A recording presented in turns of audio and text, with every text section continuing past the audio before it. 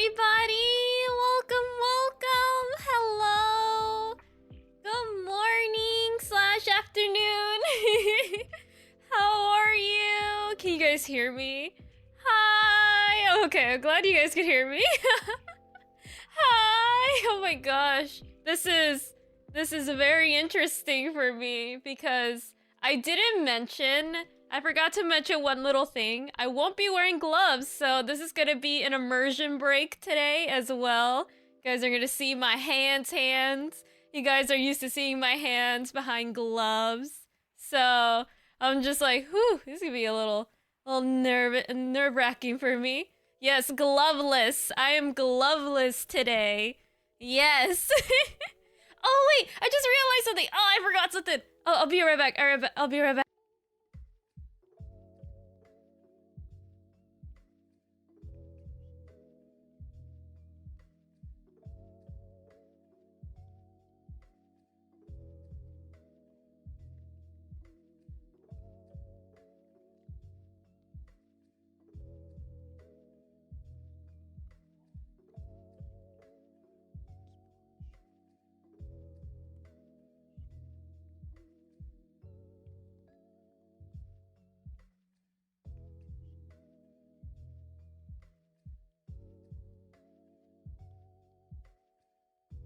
I'm back. Scandalous. Hi, Stoga. I need to scroll to the top to say hi to everybody. Hi, Potato. Hi, Sticks. Hi, Frog. Hello, Jachi. Hi, Abby.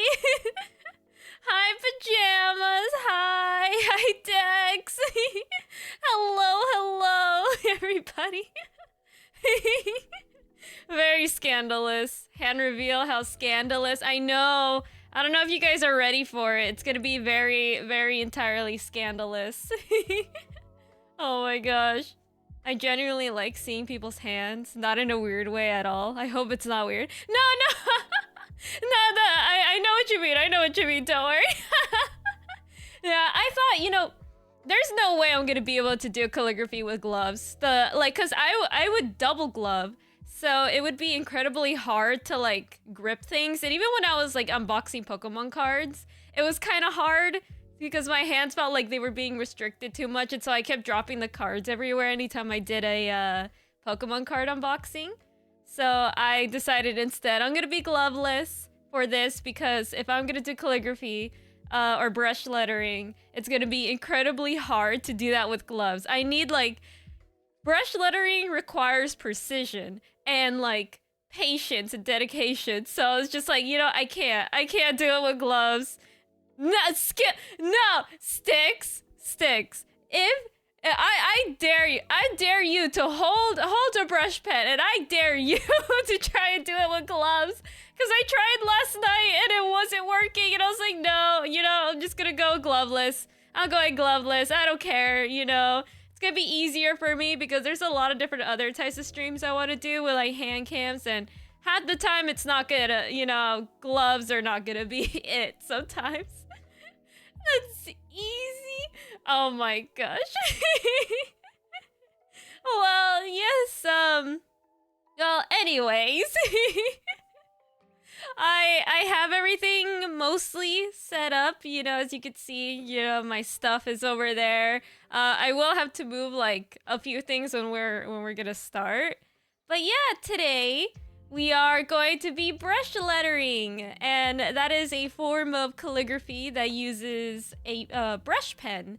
And I'll kind of since this is the first time for me to do a calligraphy and brush lettering stream, I'll do a little bit of education as well. Talk about brush pens, brush lettering, and why it's a little bit different from traditional calligraphy, or just because it is calligraphy. It's just a more modern version of it. Even though depending on who you ask, some people will say it's not the same, but to me I feel like it's the same because you're using the same exact instruments. Just one is more modern than the other, so it's gonna be very interesting. I'll teach you guys how to do brush lettering, what type of pens are good for beginners. like stuff like that, what types of papers, because even the paper matters. Yes, the paper matters. I didn't believe it at first, but yes, the paper matters if you want to start doing brush lettering and calligraphy and a bunch of other stuff like that, you know? So it's going to be a lot more chill, a little bit of edumacation, you know? So we're going to have fun. It's going to be nice and calming. I've always wanted to do something like this because even before I decided to become a VTuber, I really wanted to have like a YouTube channel where I would just do brush lettering and like study with me's or like, you know, more chill stream or more not streams, more chill videos and all that stuff. So I'm glad that I could like do it here as well. Interesting. Yeah, it's gonna be very interesting.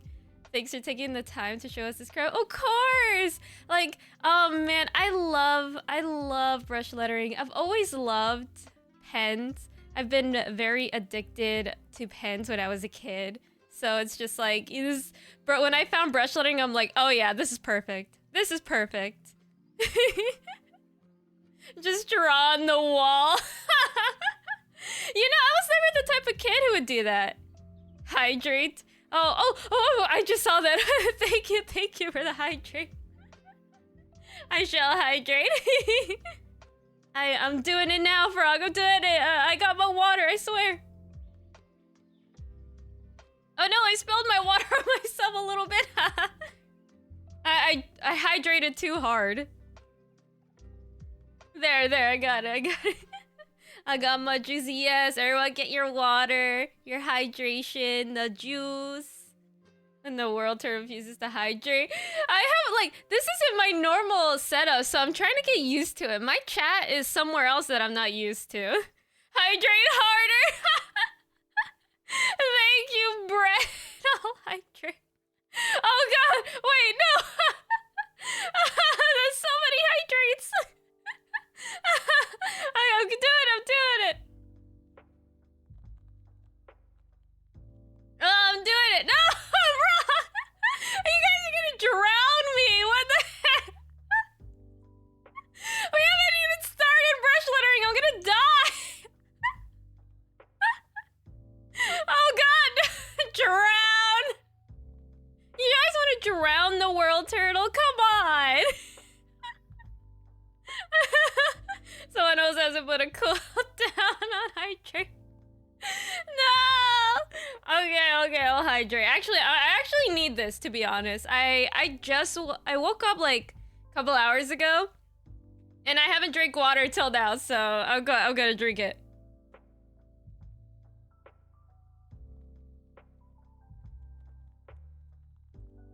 There. I don't know if you guys heard me gulping. I hope you didn't. Serious crabbing in your future. Chug! No! Then I have to go get more water. I'm trying to ration out my water. And I got another drink too. I got a couple drinks. No! If I drink too much, I'm gonna have to go to the bathroom again. Nah! No! Okay, there. I did it. No more. I will get a stomach cramp. I said it last night during Curry stream, but no one can match my gulps. That's true. It's like I said, you have gulps that you can record and put into video games. Oh no, I'm gonna burp. Oh no, I need to mute myself. You guys happy? You guys gave me a water burp. You happy about that? Super hydrate Shaggy. No! This is supposed to be a calm, relaxing stream today. Come on, guys, come on. Time to clip it. No! When I started this stream, I'm like, man, you know, this is gonna be nice, cozy. I'm gonna be nice and cozy because I got a blanket. I'm wearing a long sleeve shirt to keep myself warm and cozy. I got a blanket. And next thing you know, I come in here, I start stream, and everyone's telling me to chug.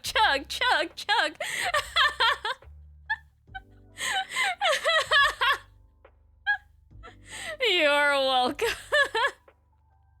Well, I guess we should get started, you know, before the chaos continues, because I don't want to drown before we actually get started. Oh my god! Oh god!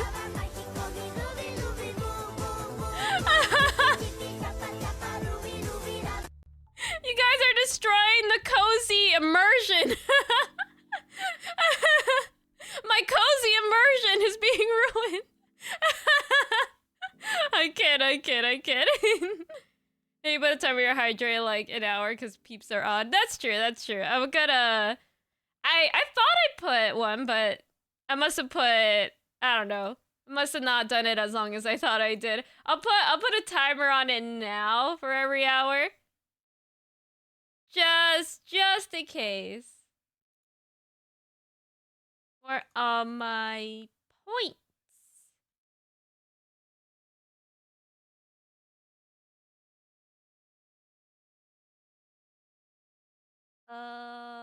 Looking for. There we go. Channel points. Then gonna do.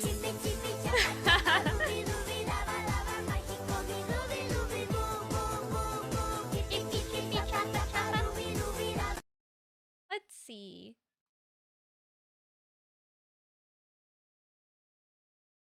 Oh my gosh, you guys made me burp again. I'm supposed to be a proper world turtle with manners. Oh, why did my music stop playing? Hold up.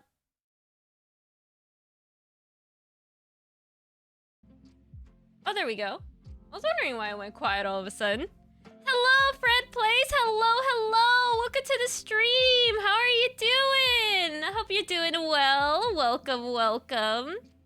We are doing a calligraphy stream today. Drowning somebody. They were earlier. They were trying to drown me. I don't know why. I'm just trying to show them how to do calligraphy, and their first reaction was to drown me. An hour, why not 10 minutes?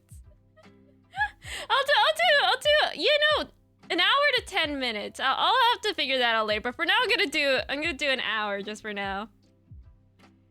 Oh great, I just finished doing body stretches. Thanks for asking. Ooh, nice. Gotta get that exercise. You know, I need to do a stretch too. Do I have a stretch redeem? I don't think I do. Because I need to do that. So how are we doing today? We're doing great. We're about to start with brush lettering. This is gonna be a nice, cozy stream, like I said at the beginning. So it's gonna be a lot more calm, much more like low, chill type of thing. And I'll teach you guys everything that I know personally about brush lettering. I've been brush lettering for, I would say like, oh man, I took a long break in between since the last time I did, but for like a couple years. So yeah, this is real life. Yeah, this could be a hand cam stream. I'm gonna reveal my hands. It's gonna be a bit of an immersion break because I usually use gloves, but gloves make it really hard to brush letters, so I'm gonna expose my hands IRL. I'm vibing in the library. Nice. I should be doing math, but I'm distracting myself.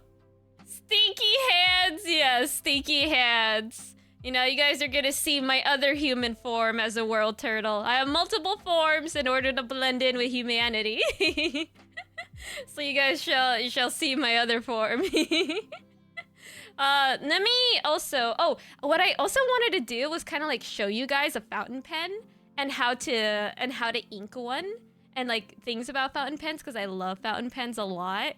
Kame and flesh and blood. Yes, exactly. So it's gonna be very, very exciting and interesting. So okay, I'm going to reposition my model. So just gonna have to do that real quick. So if I look a little shaky right now, it's because I'm repositioning my camera because I had to redo my entire office just to do this hand cam stream and do it right. So this is gonna be a little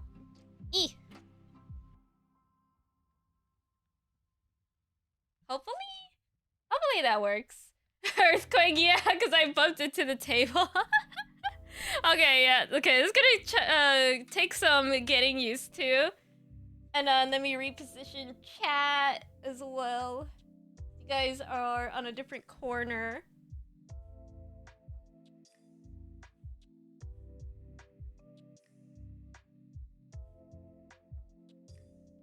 Here we go. So it was a tsunami earlier, makes sense.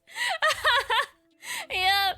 Oh, you might have tiny hands, so yeah, we're not gonna be worried about it. Yo, God, yeah. You guys are gonna actually see what my tiny hands look like in the flesh. Nah, don't worry. Tiny flippers, yes, my tiny little sea turtle nubs. Alright, you guys ready? You guys ready? Oh, no.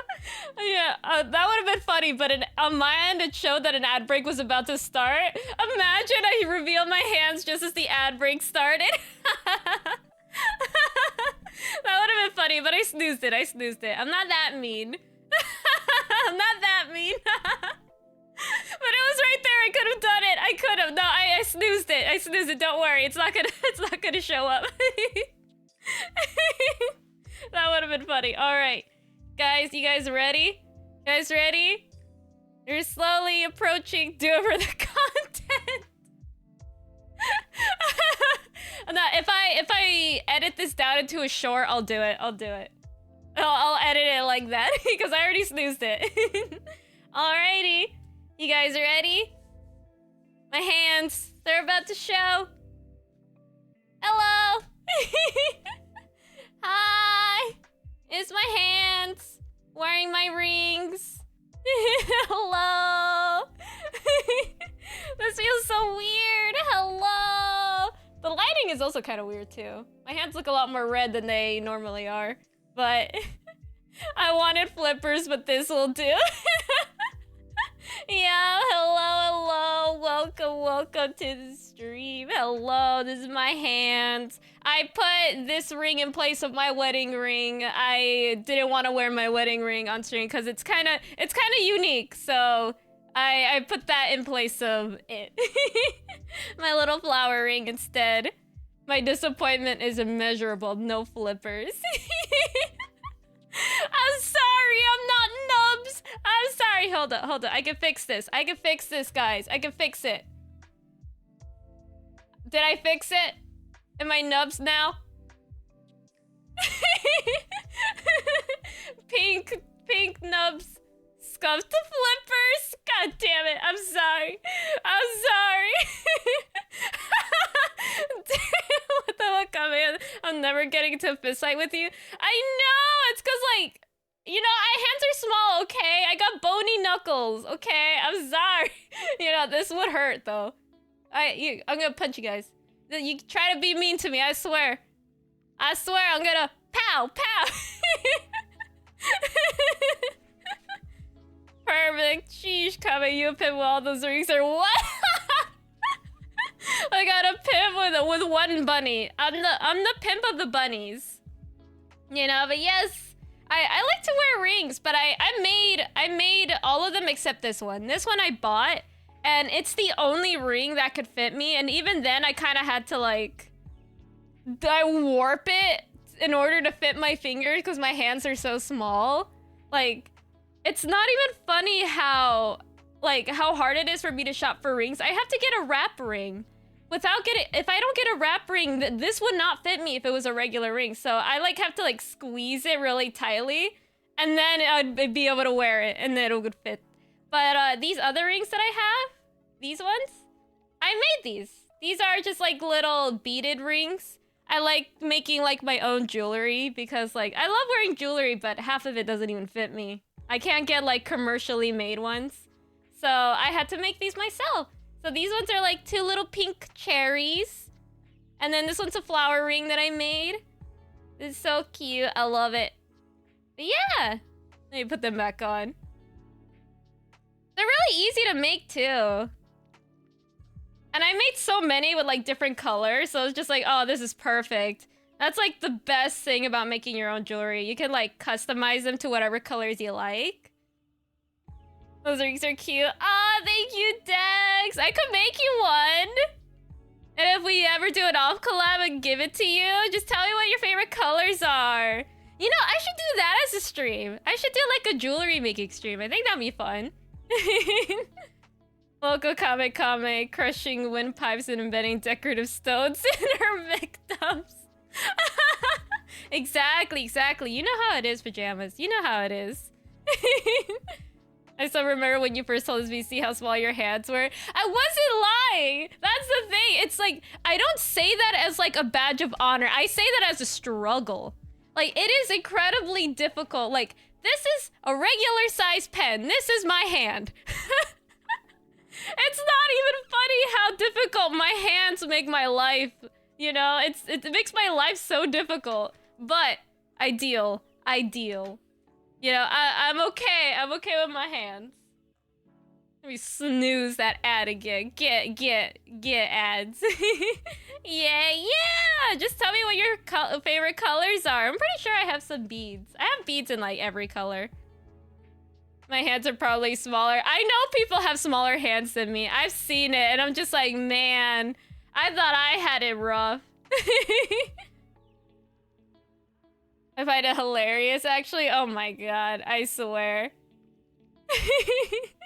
My hands are so big that I smack things constantly without meaning to. Yeah, that's War Bunny in a nutshell, too. I find that very funny. But yes.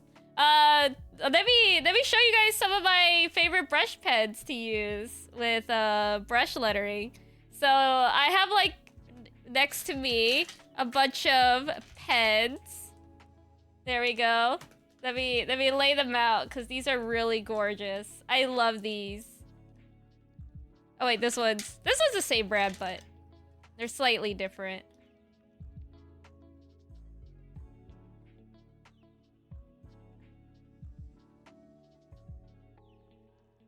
There we go. Yeah, if I remember correctly, actually, I forgot what brand these were. Oh, I just know that they're... I'm gonna have to search it up, but these are called the Brush Sign Pen. They're really great and they're really pretty. Let me actually remember the actual brand, because I think it's either Pentel or... I know they're not Fudenosuke, or are they? I don't remember. Pentel...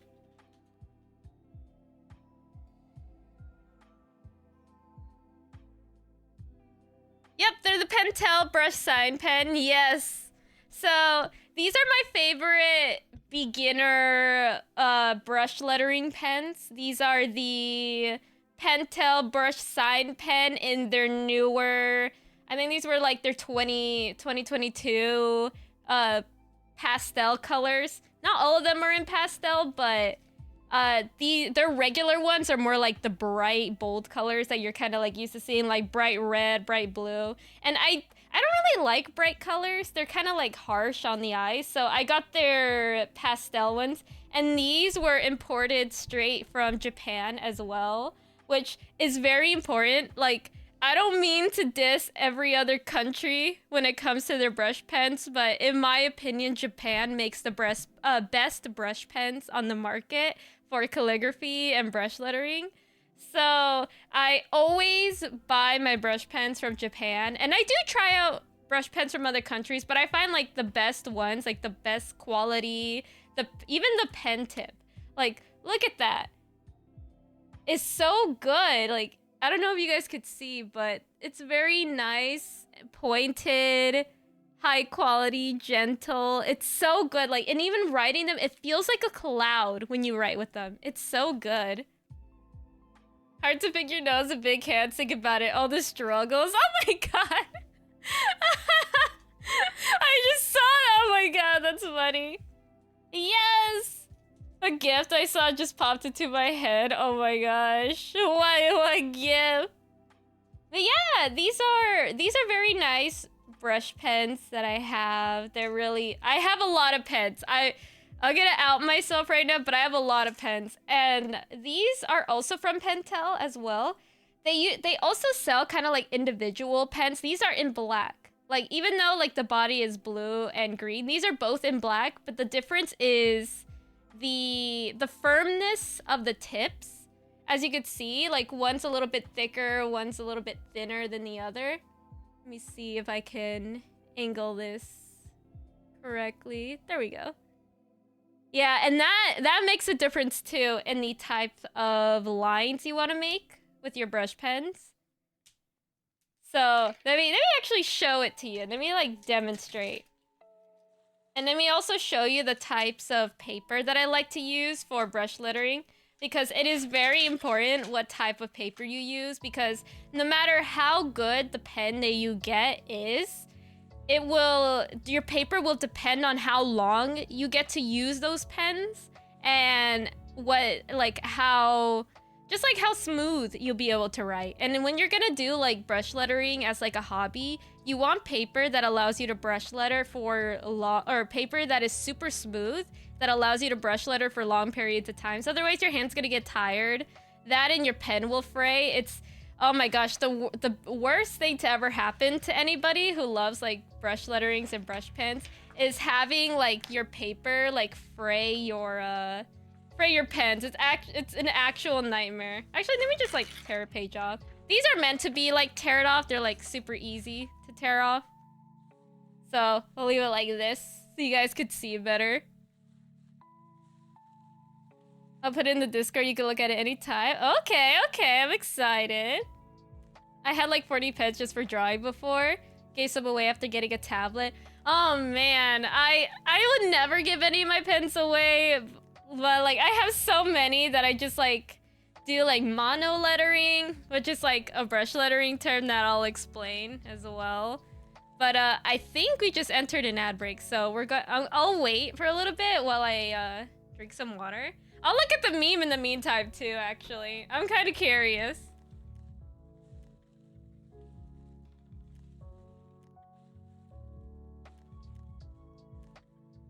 When I said watch your tone, watch your tone. Oh my god. That's good. That's really good. That's hilarious. Oh, I need water. Ugh, my throat.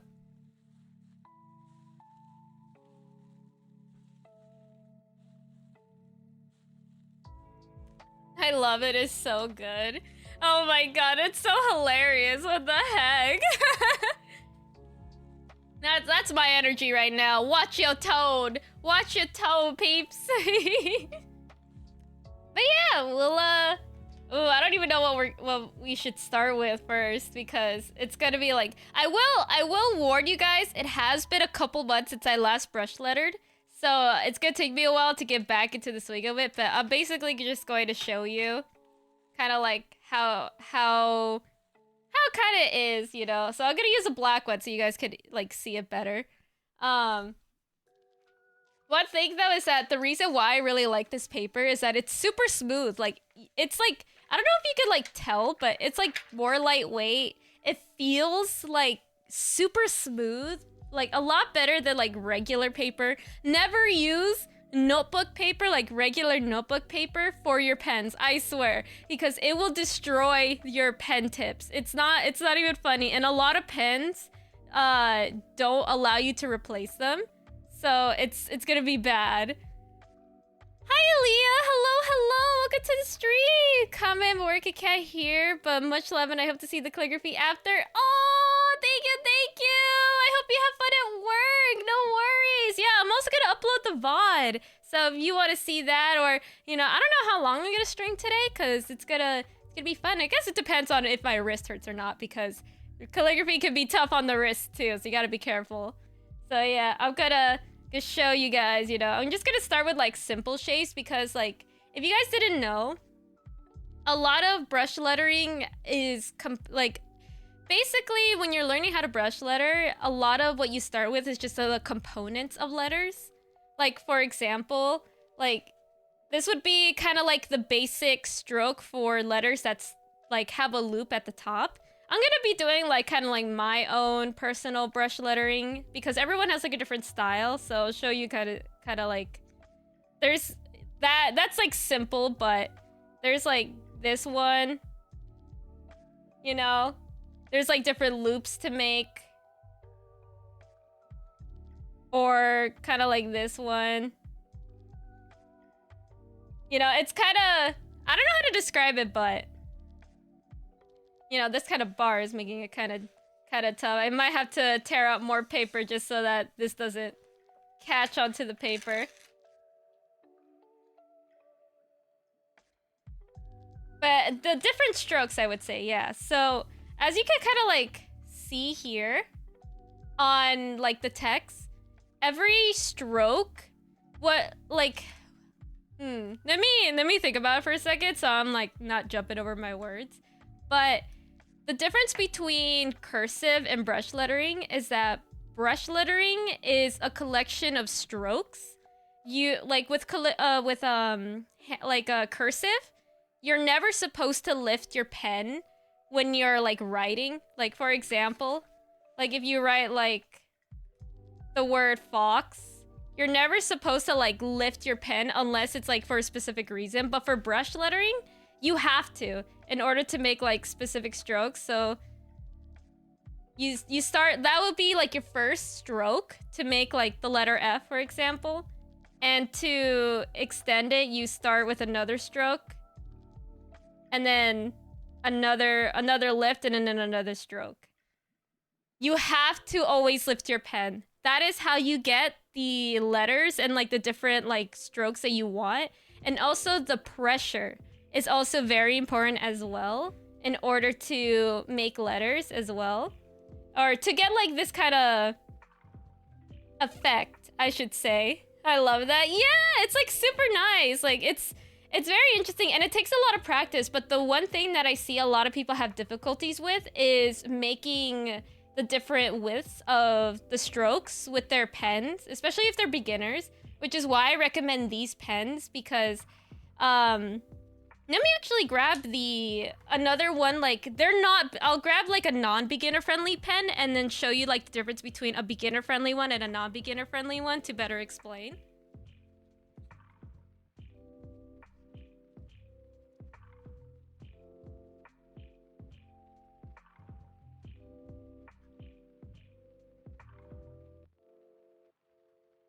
So these pens are really popular in the brush lettering community. Yeah, there's a whole community for it. I'm, like, that deep into it. So these are the most, like, popular that you will see. These are called the Tombow pens. They're really great, and I'll show you why they're really great, but these are not beginner friendly. There's so many, like, different colors and stuff. Let me grab, like, a black one just to, like, better show. So this is not a beginner friendly pen. And the reason why, like, look at the tip. I don't know if you could, like, tell just, like, visually, but these are what the different tips look like. They're both felt tip pens, but the difference is in their firmness. Like, let me kind of, like, wiggle this around. This is very, like, flexible, but that can be a downside. And because it's very flexible, it's incredibly hard to control your line width when you're doing, like, different strokes. Like, cause, like, even now, like, it's a little wobbly. I don't know if you guys could tell, but my line was a little wobbly, and if you look at my F at the top, you can, like, clearly see that I was able to create a thinner line a lot better with the beginner-friendly pen than with the non-beginner-friendly one, like with the Tombow. As you can see, like, I pressed a little too hard, so I wasn't able to get, like, a clean line here. And that's because the tip is so, like, I can't touch it, but it's so flexible that even just, like, the lightest pressure can make you, like, wobble, or if you don't have a steady hand, you can, like, make, like, a very wobbly line. To get, like, a very thin line, you have to be very delicate. Meanwhile, with this pen, with the sign pen, all you have to do is, like, barely, and you can get, like, a very, very thin line very easily.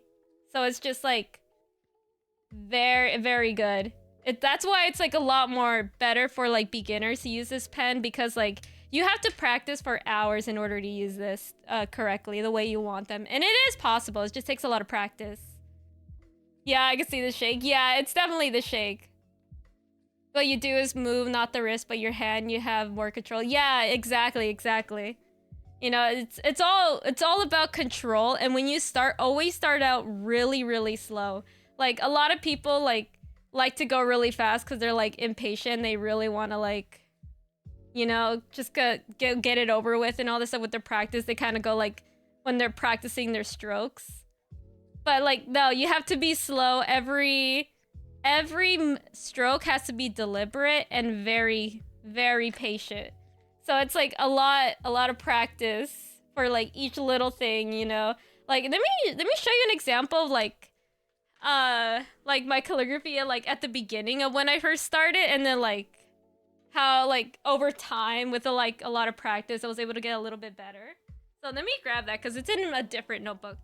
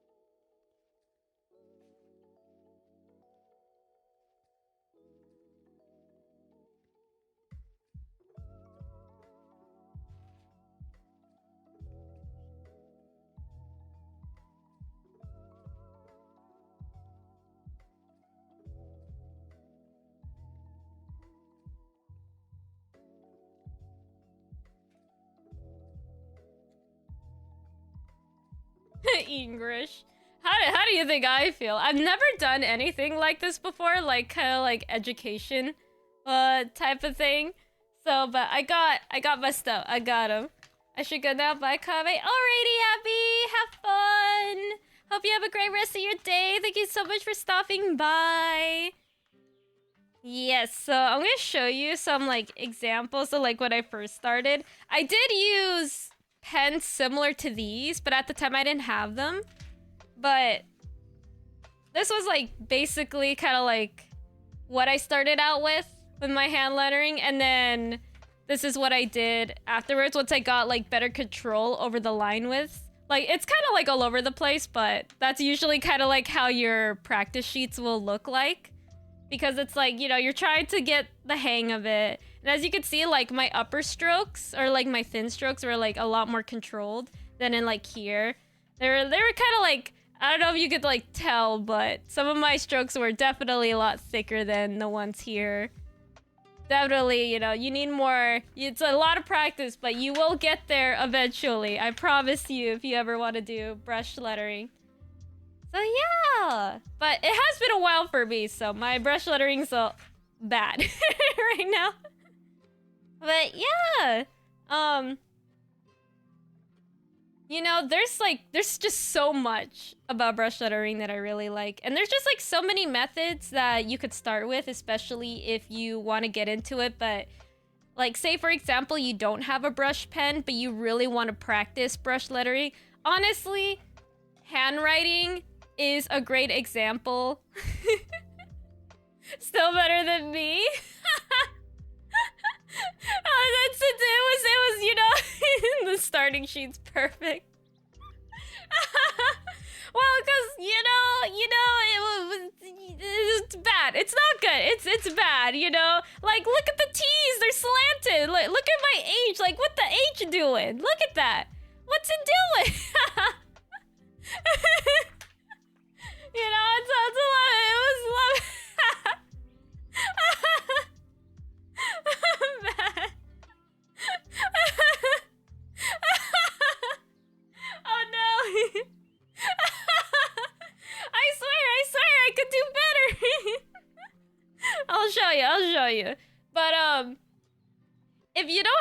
pens with you, and if you don't have any brush pens, because I will admit brush pens are not the cheapest thing, but they're not the most expensive. I'd say they're like medium price. I think like for like Tombow specifically, because they're like meant for, I wouldn't say like professionals, but for people who have better control over hand lettering. These pens are a little bit more expensive. They're like $2.50 each, which is like pretty expensive for a pen. And like it's nice, like it's really nice, but I wouldn't recommend this for a beginner. I would say get this pen, the brush sign pen. They're very great for beginners. The brush side pens come in many colors, and I think for an entire set, it's like $20. And the entire set is like all these pastel colors were like $20. So they're a lot more affordable than grabbing like a pack of Tombows. Like I think for like a pack of 3, I saw like once it was like $15, and I was like, what the heck? You can get them cheaper buying them individually. So it's like, what the heck? That's terrible. Sorry, I'm a fraud. I don't know calligraphy. Oh my gosh. My handwriting sucks, so despite my artist friends complimenting my line arts in my drawings. Yeah, handwriting and art are like 2 different skills, because even though like I can like brush letter like this, I can't draw for the life of me. I cannot draw. Drawing is not my thing. I'm better at this than drawing for sure. Oh my gosh, I write slanted because I think that it looks good. You know, that's actually okay, you know, depending on like the style you're going for. How do you mean it's bad? It's a technique different if you're using a fountain pen? Yes, actually, it is a little bit different, but that's mainly because you're working with a metal nib. Like, I have a fountain pen, luckily, so I could whip that out and show you.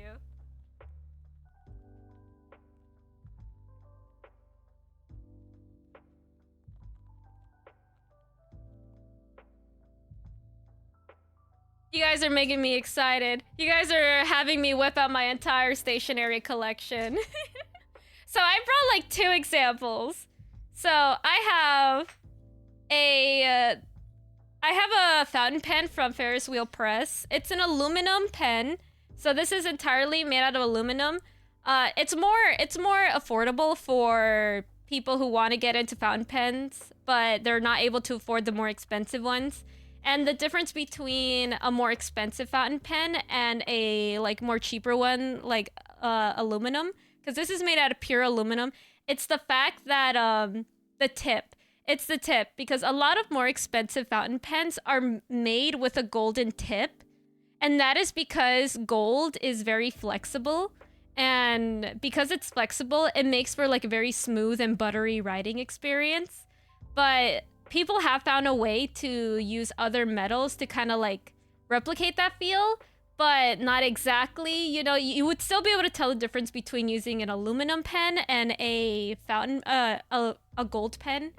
So like, but even then, like, you know, if you want the look of a more expensive fountain pen without paying the price of one, I'd still say like aluminum's pretty good. But honestly, I would still prefer a golden pen if I could afford it. But yeah, I really like Ferris Wheel Press, because even though like it's made out of aluminum, they really put a lot of detail in their fountain pens. They're so cute. Like you could see like the tip, they like designed it. They like did little design details that are really cute. It's so good.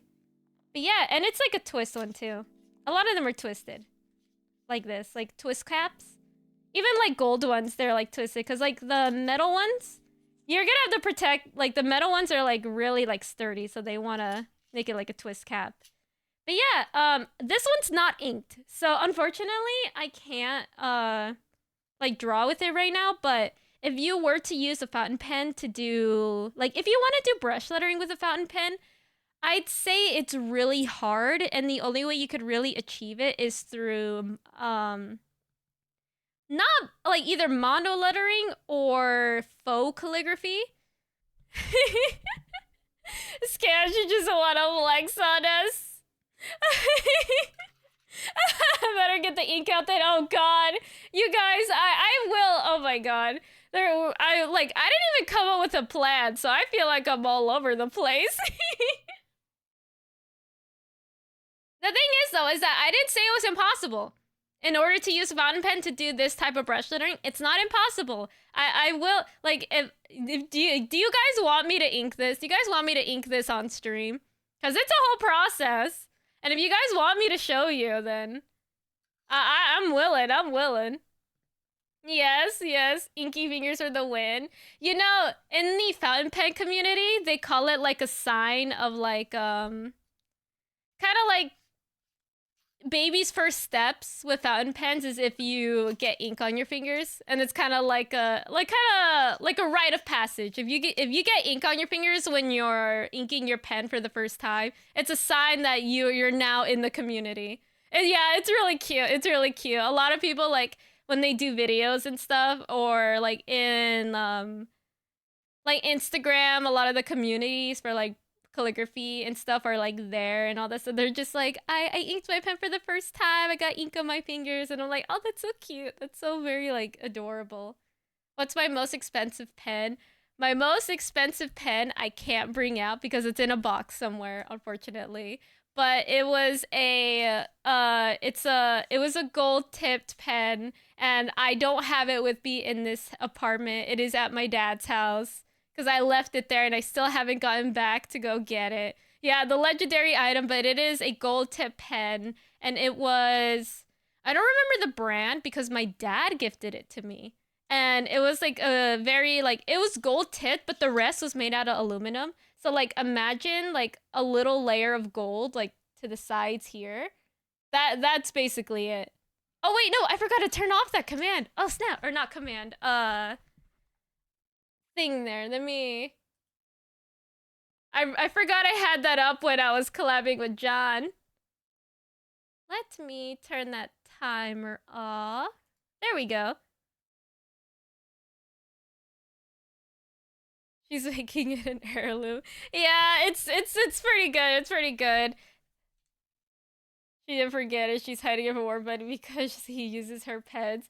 Yeah, that too. That too. No, he doesn't touch my fountain pens because like he already has a couple fountain pens of his own that I gave him. But yeah, I will ink it. I will ink it. Wait, are you not supposed to after the first time like get ink on your fingers? Like yeah, that's fine if you do. It's just like you could tell someone's new to the hobby if they like get ink on their fingers right away. But honestly, like it's no one takes it. It's not like a serious thing like, "Oh, you got ink on your fingers. That's bad." Like no one cares. But if you guys want me to ink, I see a couple of yeses. I'll show you guys how to ink a fountain pen. If you guys want me to derail for a second. Yes. All right. What color? Because I have a lot of fountain pen inks. I'll let you guys choose the color. Because I can't bring them all out because I have that many. But if you guys give me a color, I can bring out all the different inks that I have in that color. Red. I see a red. Rainbow. I wish I can, but that's impossible. I do have inks that have multiple colors in them. That when you like write with them, you could kind of like see it, like undertones. Like I have like a blue that has undertones of green and red and other types of things. Oh, there is my music. Ooh, yeah, I have a lot. I'll bring in all my reds since Potato wants red. No, let me get them. Let me get them.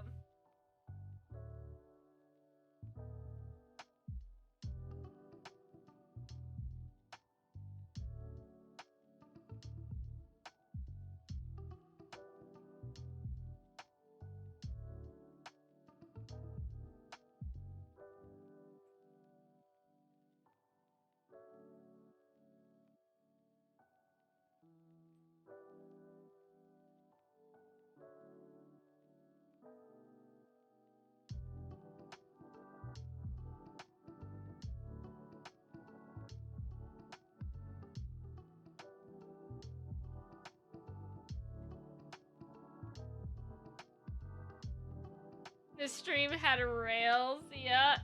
It's definitely derailing, that's for sure. Do I have purple? I do. I have a lot of purples. You know, let me actually bring up my other fountain pen.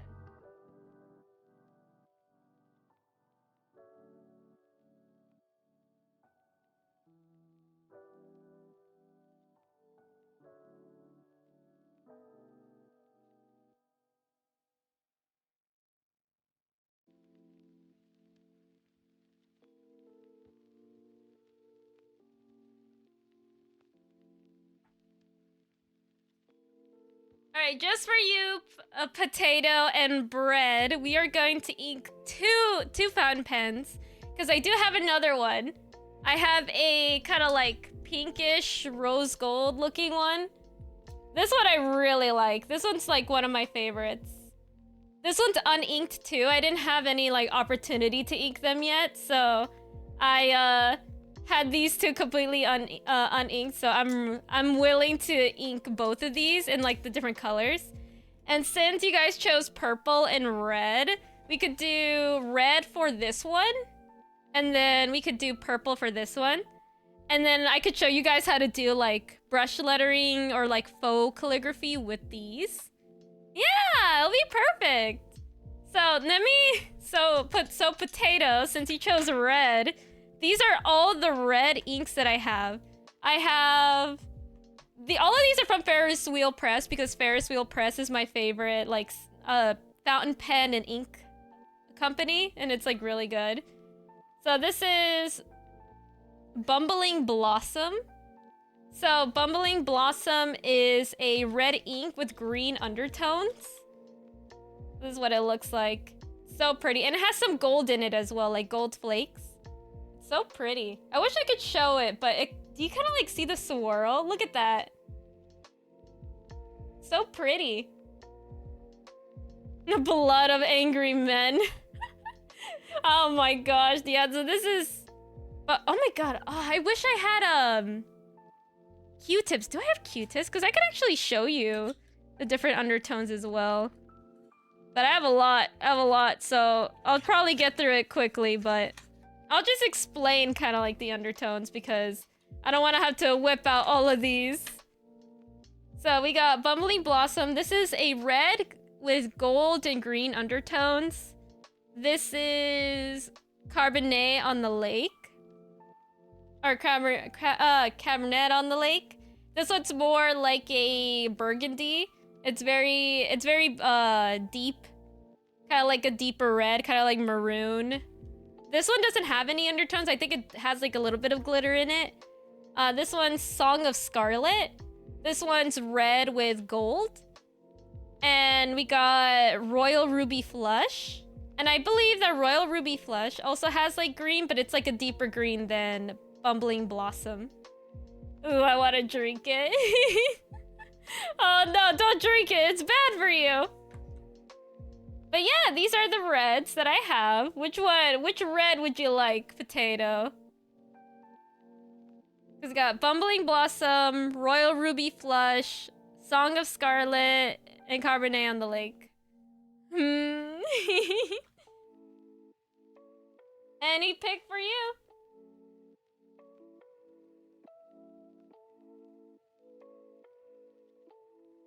And I'll repeat it again. The red and green one looks cool. This one?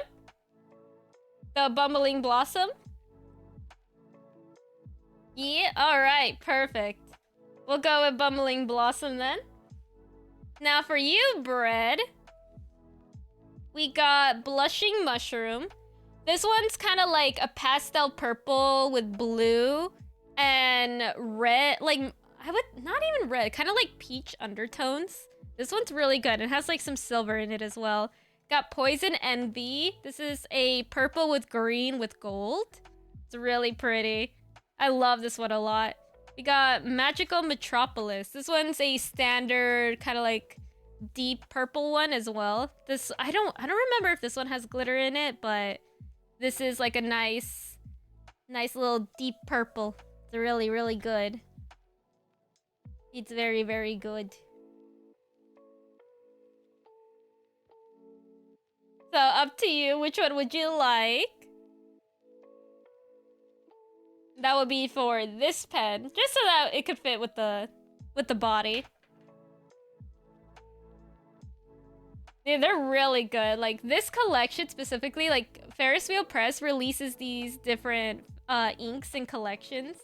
Like, this one was, like, part of, like, the adventure set, and it was, like, so beautiful. There's so many different colors. There's, like, a blue one in this set as well.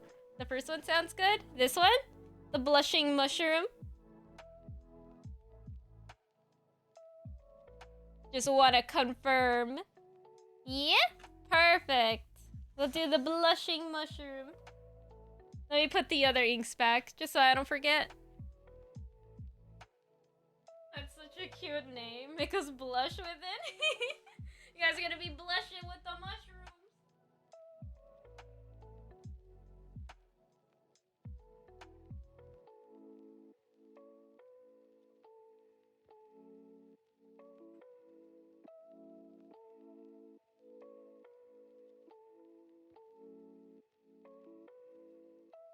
Alrighty. We could start with the... Oh, wait. I forgot something.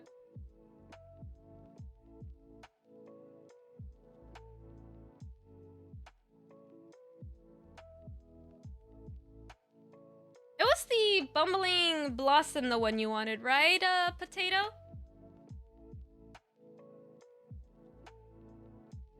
This one? And this one? Just making sure I didn't forget. Yeah, okay, cool. We'll start with the Bumbling Blossom. I shall teach you guys how to ink a fountain pen. You guys ready? Let me sit up and close. So for fountain pens, they have another compartment in the back. As you can see, there's like a line here. Cause actually no, I lied. The line's up here. I thought this one opened from the back, because I have another one similar that opens from the back here. But you unscrew here. You get the compartment here. This is called a converter. This is a little mechanism that sucks up the ink. You just kind of like fill it that way, you know? Then let me get the ink. Here we go.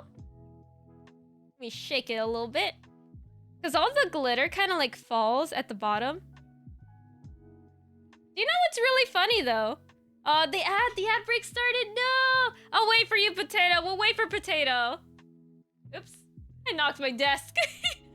Sorry guys, causing an earthquake wherever I go. We'll wait for Potato because we need Potato to see this.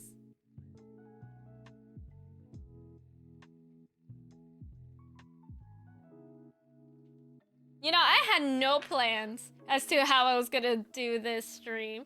So I'm glad that you guys are enjoying it so far. Or at least I hope you guys are enjoying it. This is my first time like doing like a little explaining how things are and all that good stuff.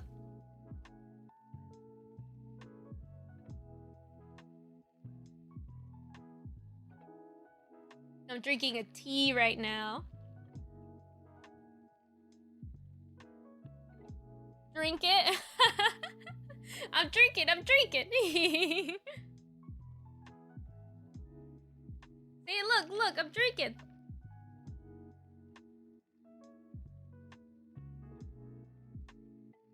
It's funny how my model looks like I'm opening my mouth when I'm trying to drink something. Even though I'm drinking from a straw. Drink faster now! Welcome back, Potato! Don't worry, we didn't start without you. we waited, just for you.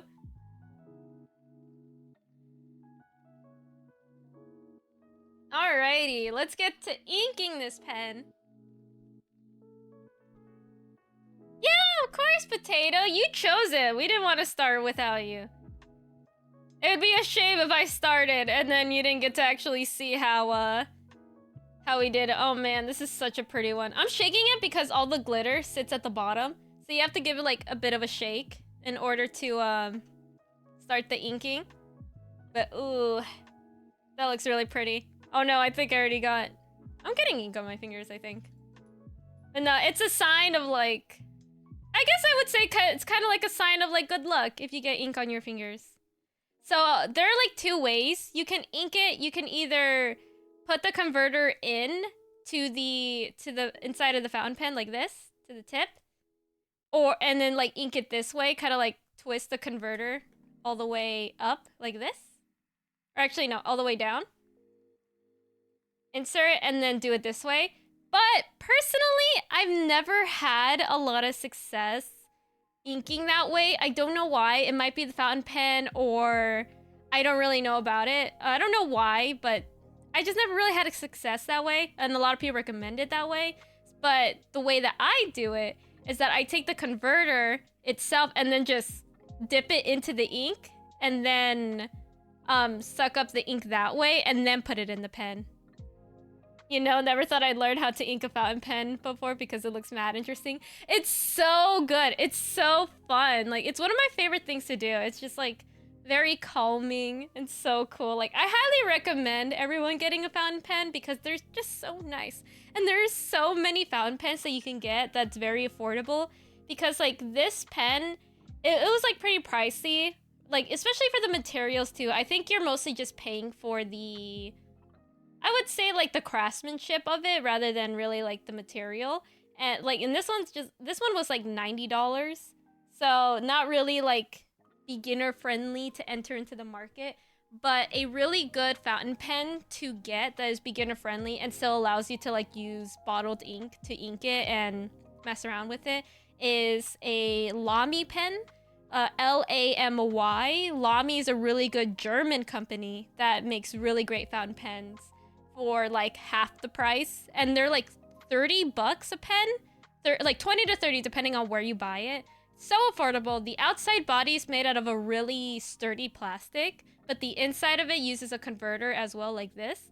I highly recommend Lamy. Very good for beginners. So if you want to enter the fountain pen market but you don't want to like commit right away, get a Lamy pen. It's so good. Super good. But yeah, let's ink this pen. Let me shake this again since I didn't do it right away. All the gold already started dropping into the bottom. Let me shake it a bit. And then let's start inking.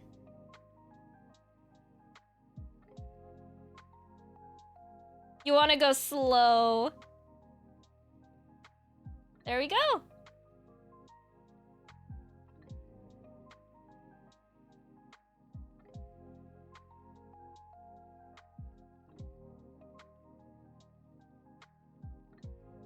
And put that in the body.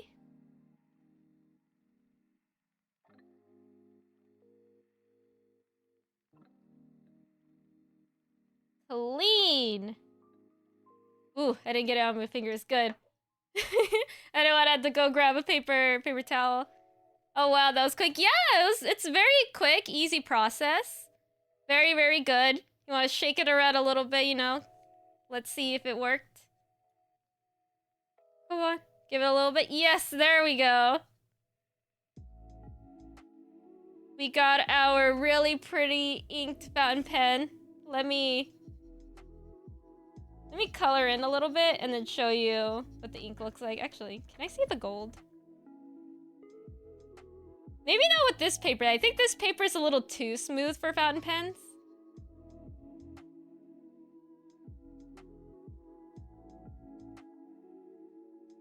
Let me see. Yeah, it's soaking up all the ink so quickly. You kind of want something with a little bit more resistance than this, but this is what it looks like. The lighting doesn't really do it justice, but if you look really, really closely, you kind of can see like a little bit hints of gold.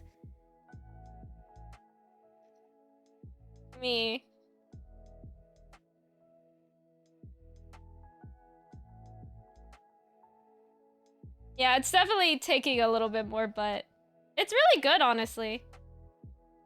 I love this. That's the red one. I really want to drink it. Nah, don't drink it. This is not Kool-Aid. Not good for you. Honestly, if you because I think this is a fine tip. If you really want a fountain pen that really shows off the colors like very well, get like a medium tip because a lot of pens come in different tip sizes. This is a small one because there's like big, medium, small.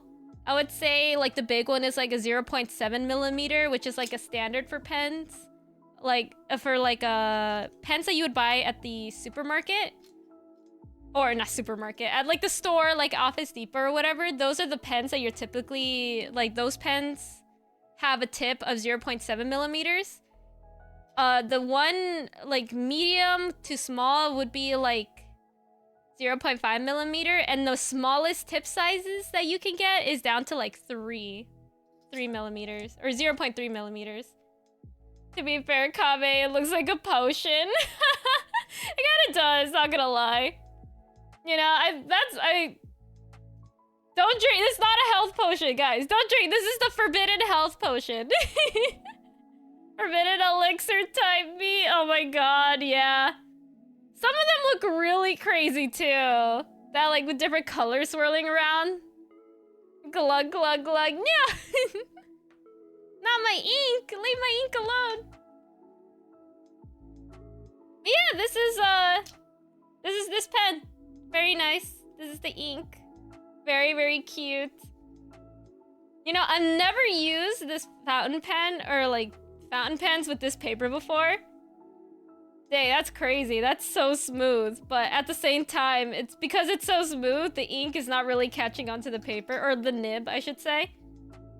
Like, fountain pens like these, they could be used with any paper, really. So, here, we got that one. I'll definitely use that. So let's ink this one. Doing it round 2. You guys want to call what kind of potion do you guys think this one would be?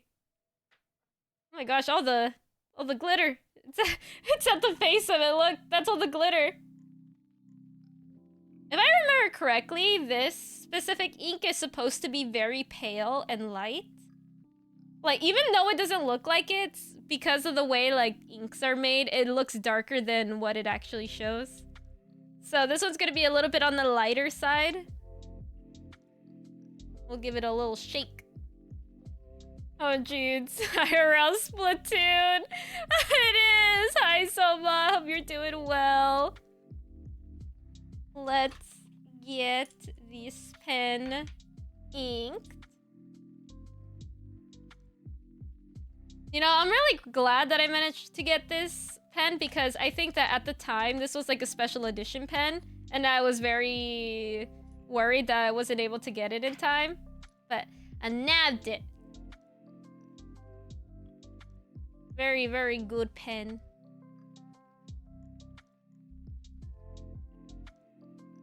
Actually, let me give it a little bit more of a shake. I see some more stuff at the bottom.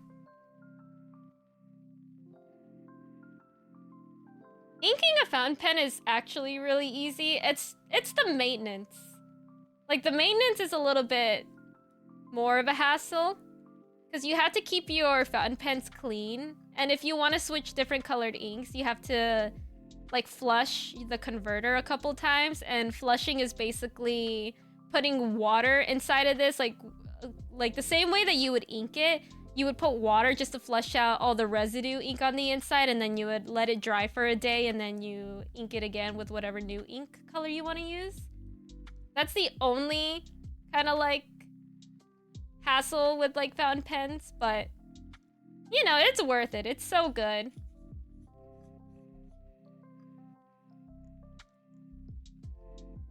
We got that. We'll close that.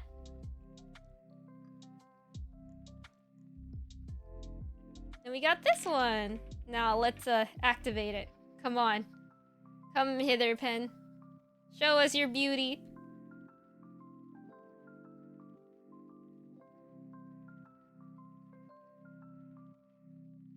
Sometimes it takes a second. Gotta let it cook. Gotta let it. Come on. Ah, there we go. Ah, there it is. Come on.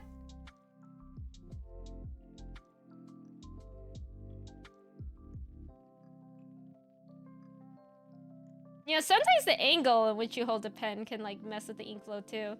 But here we go.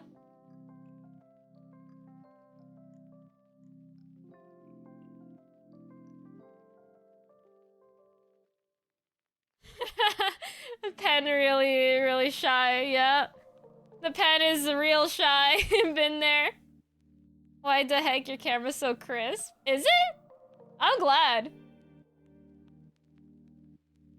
Yeah, I'm just using a regular iPhone too as like my camera. Yeah, this is the ink. Let me splotch it a little bit. Oh my god. This paper's so light. I'm shredding through the paper. I almost made a hole. This is why this isn't really the best paper for fountain pens. Because they can kind of get a little bit scratchy. You want a more thick paper, but there's a little purple there. Look at that. It's pretty cool. Cool. I almost tried to say cool and cute together. That's pretty cute. I like it. I'm glad. I don't really use this ink often for anything, so I'm glad that we got to ink it. It's very nice. But yeah, I remember, like, I will show you guys how to do faux calligraphy, especially if you have fountain pens. Because fountain pens themselves, they can't do brush lettering like this. Definitely not very easy for them to do it the way brush pens do. But you're able to do something called faux calligraphy. And faux calligraphy is basically a method to use any pen to make calligraphy and make it, you know, make it look like calligraphy or brush lettering with a pen. So for example, I'll use this pen because this pen is black. So I'll use like a regular pen and then I'll show you with the fountain pens how you can do it as well. I'll show you how. So basically what faux calligraphy is I'm about to show you right now. Like take the letter, let's do F again because F has like so many strokes, which is why I keep using it. So you like write it in like regular cursive. So the principles, you kind of use the principles of calligraphy and brush lettering in order to simulate a letter to look like a brush letter. So as you could see, like I mentioned earlier, every stroke is basically every kind of like downstroke or I'm so sorry, I'm bad at explaining this, but let me think for a second how I could explain it well, because I don't want to stumble over my words. Alright, so in brush lettering, these thicker strokes are always made downwards. And every thin stroke is made upwards, which is why you lift your pen, because it's kind of hard to go from pushing down and then going really light up. So sometimes, like, it's possible to do it and you're kind of meant to, like, practice that motion, but when you're making, like, connecting letters and stuff, you always kind of, like, here you push down and then you lift, you go up, and then you push down. So you basically take that principle with faux calligraphy, but you kind of like draw it out and you kind of trace over it. So with the letter F, with like a basic brush pen, how you would draw it is you would go up, push down, go up, and then your connector, which is usually like a more thin stroke. So every time you would like press down for faux calligraphy, you would basically take your pen or whatever your instrument that you're using and kind of like draw a second line next to it. Kind of like that. You know, just kind of like, I'm drawing it out really badly, but, and then you basically that's how you do that, and then you color it in. After you color it in, it's like, you know, I'm not doing it super well right now, but so you color it in. It's supposed to simulate kind of like a brush letter. Kind of like that. Yeah, I wish I drew that a lot better, but basically that's the principle of faux calligraphy. You know? So you're able to do like, maybe like whatever word I would, let's do like,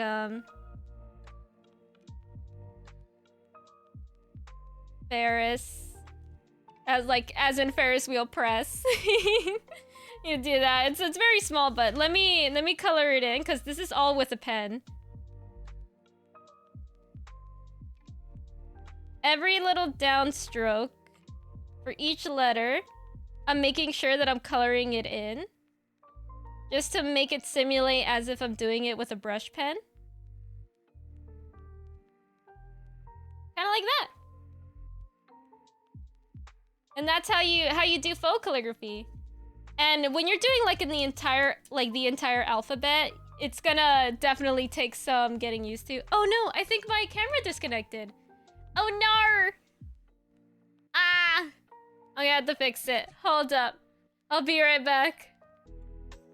Guys! My camera died! So I have to use my other camera, which is the one that or my phone. Because I was using two phones. It died! The one that I was using to record what I was doing, ended up dying, so I had to switch to my other one, which is the one that uses my model. Yeah, it's charging right now, so hopefully after it like takes a while to charge, you know, it takes a little bit more to charge. So in the meantime, I'm here. I'm chibi. I hope that's okay with you guys. Just until my phone finishes charging. At least we still have, yes, yeah, we still have hands. We're just using a different camera now. So we'll still have that. Luckily, I think right now it's charging, I think. Yeah, hold on. Let me do something real quick. Just for the time being. Just real quick. I need to figure something out.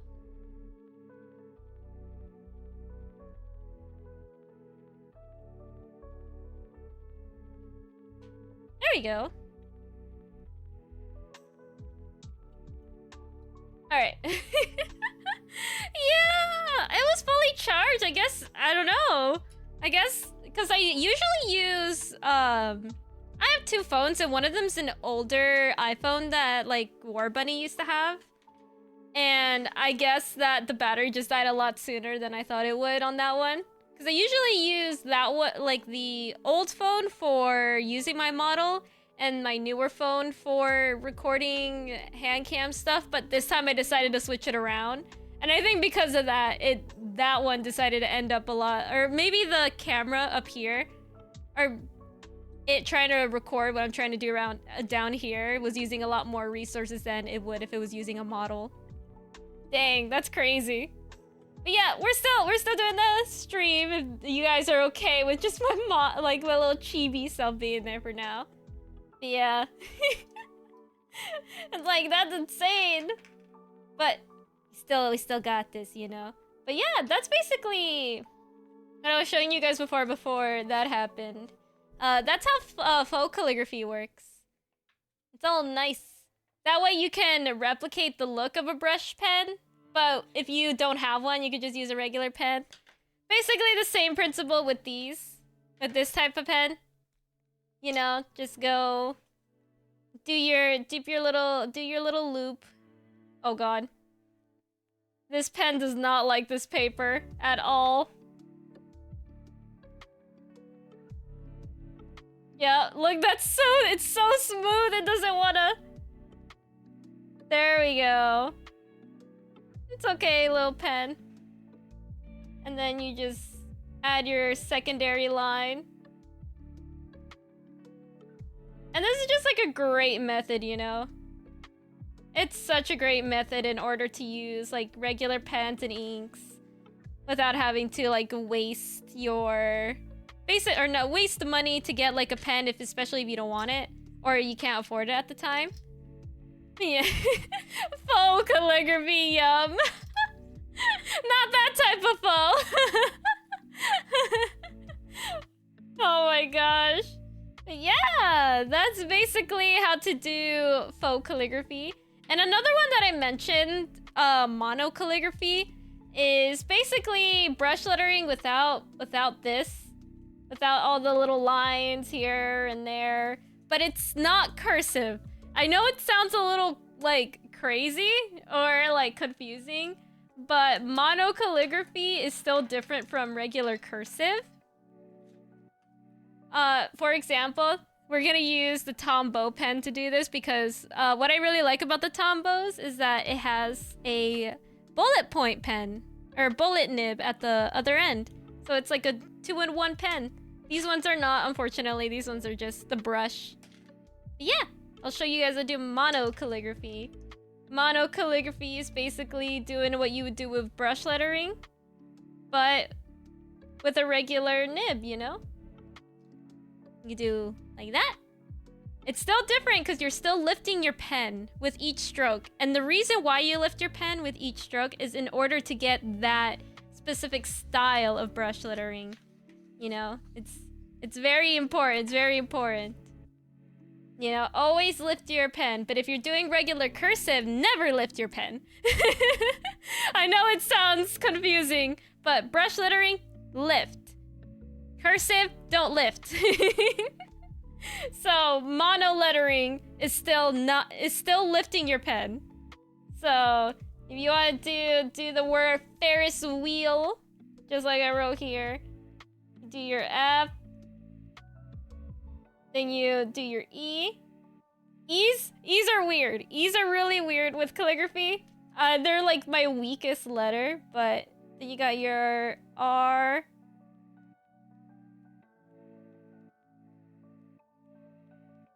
Oops, I messed that one up already. But, oh my gosh, this is so... I usually do my lettering like this because it's easier for me. But I tried doing it like this so you guys could see, and I already messed up. But, there we go. That's mono calligraphy. Basically just very, like, brush lettering without the lines, without the thicker or thinner lines. But yes, that is... basically, you know, a basic introduction of brush lettering and calligraphy. You know, if I want to do a quick review. A little quick review, if I can speak English. Brush lettering is using a brush pen, pens that look like this, with a little nib at the top like this, a little brush nib, in order to do little nice, smooth little letterings like this. I don't know if it looks like it, but I am lifting my pen with each stroke. Oops, I messed that one up. Let me do that again. This is why it's important to go slow. Because you can easily mess up your progress if you're not slow. Yeah, that's how you do brush lettering. That's what it looks like. The method is with the pressure of your pen, go very light up. And if you want the down strokes, you have to press down. Don't press too hard that you break your pen, but a lot of pens are like easier than others to do like a quick up and down, up and down, up and down strokes. Then you got your faux calligraphy, which is basically taking a non-brush pen and simulate the process of brush lettering with the pen. You got your F, you got your E, you got your R's, I's, and then S, and then drawing out the line for each downstroke, like this.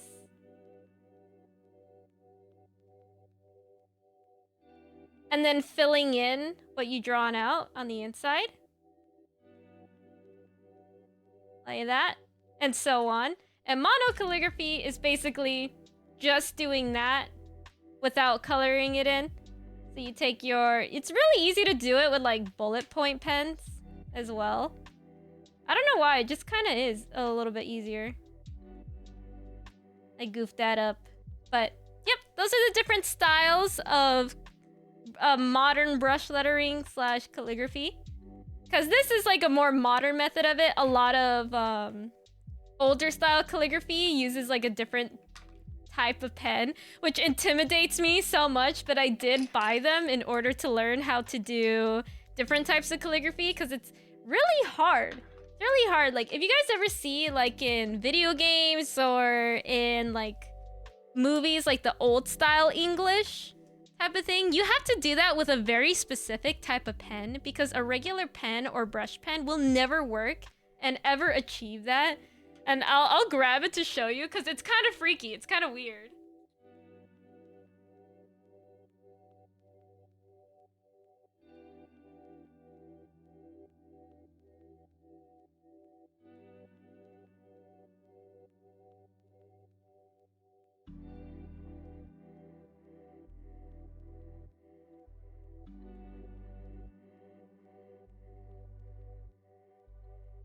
So, this is gonna be old style calligraphy. I do not know how to do this yet, but I am learning, or trying to learn. But these are, if you're thinking of calligraphy and if this is what you have in your head, these are the pens to replicate that type of calligraphy. These are actual regular calligraphy pens, or calligraphy markers in particular. And the reason why I say that you can do this calligraphy with these fountain pens is because there are fountain pens with this type of nib. And now I'm gonna show you right now what I mean.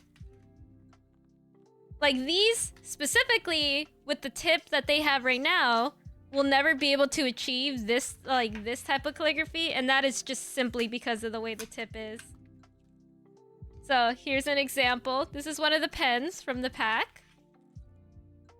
And let me show you the nib. Look at that. Isn't that crazy? It's completely flat.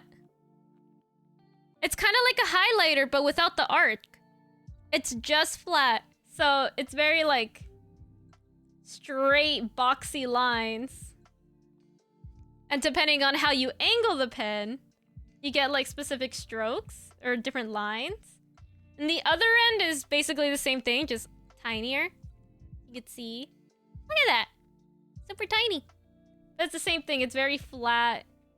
You get not really like, can't really mess around with it as well. So it's very insane, but that's how you do this type of calligraphy. Because you need those very thick, boxy lines in order to achieve this.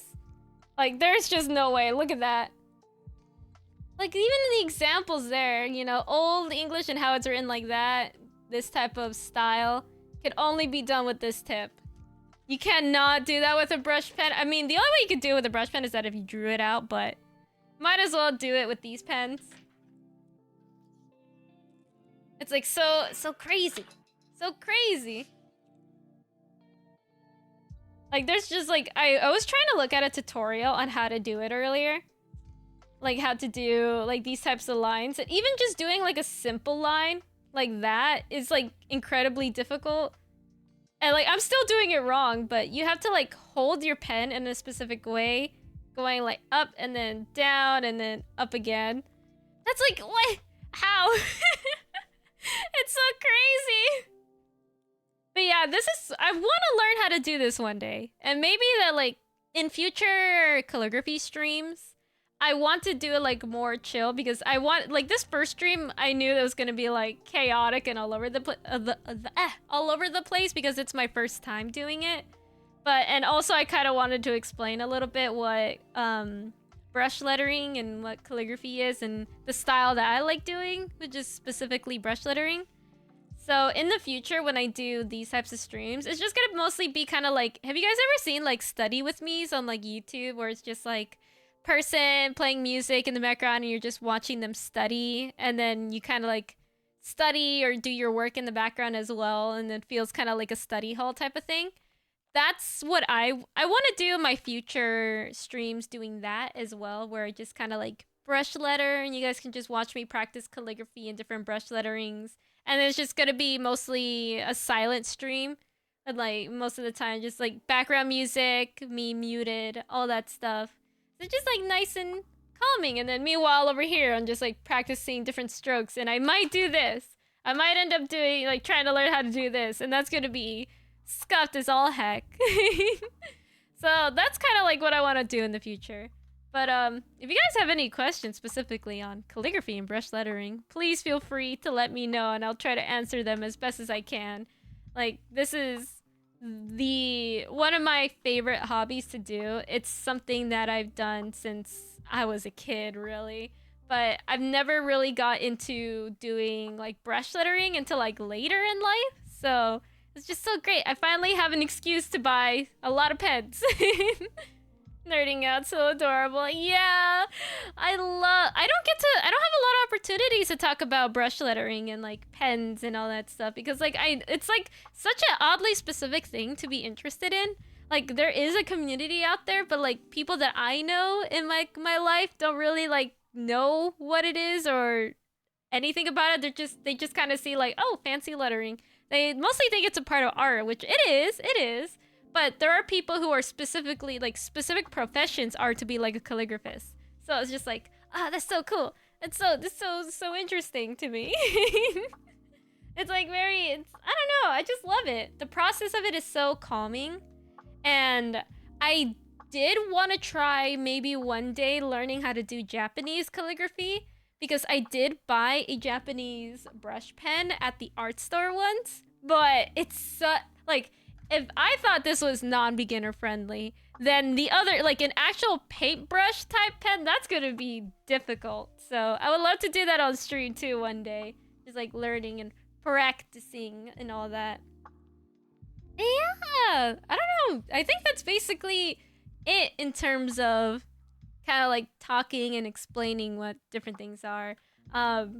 I will say, though, that there are so many different types of pens for brush lettering and calligraphy. Like, you have these pens, you have brush pens, you have fountain pens.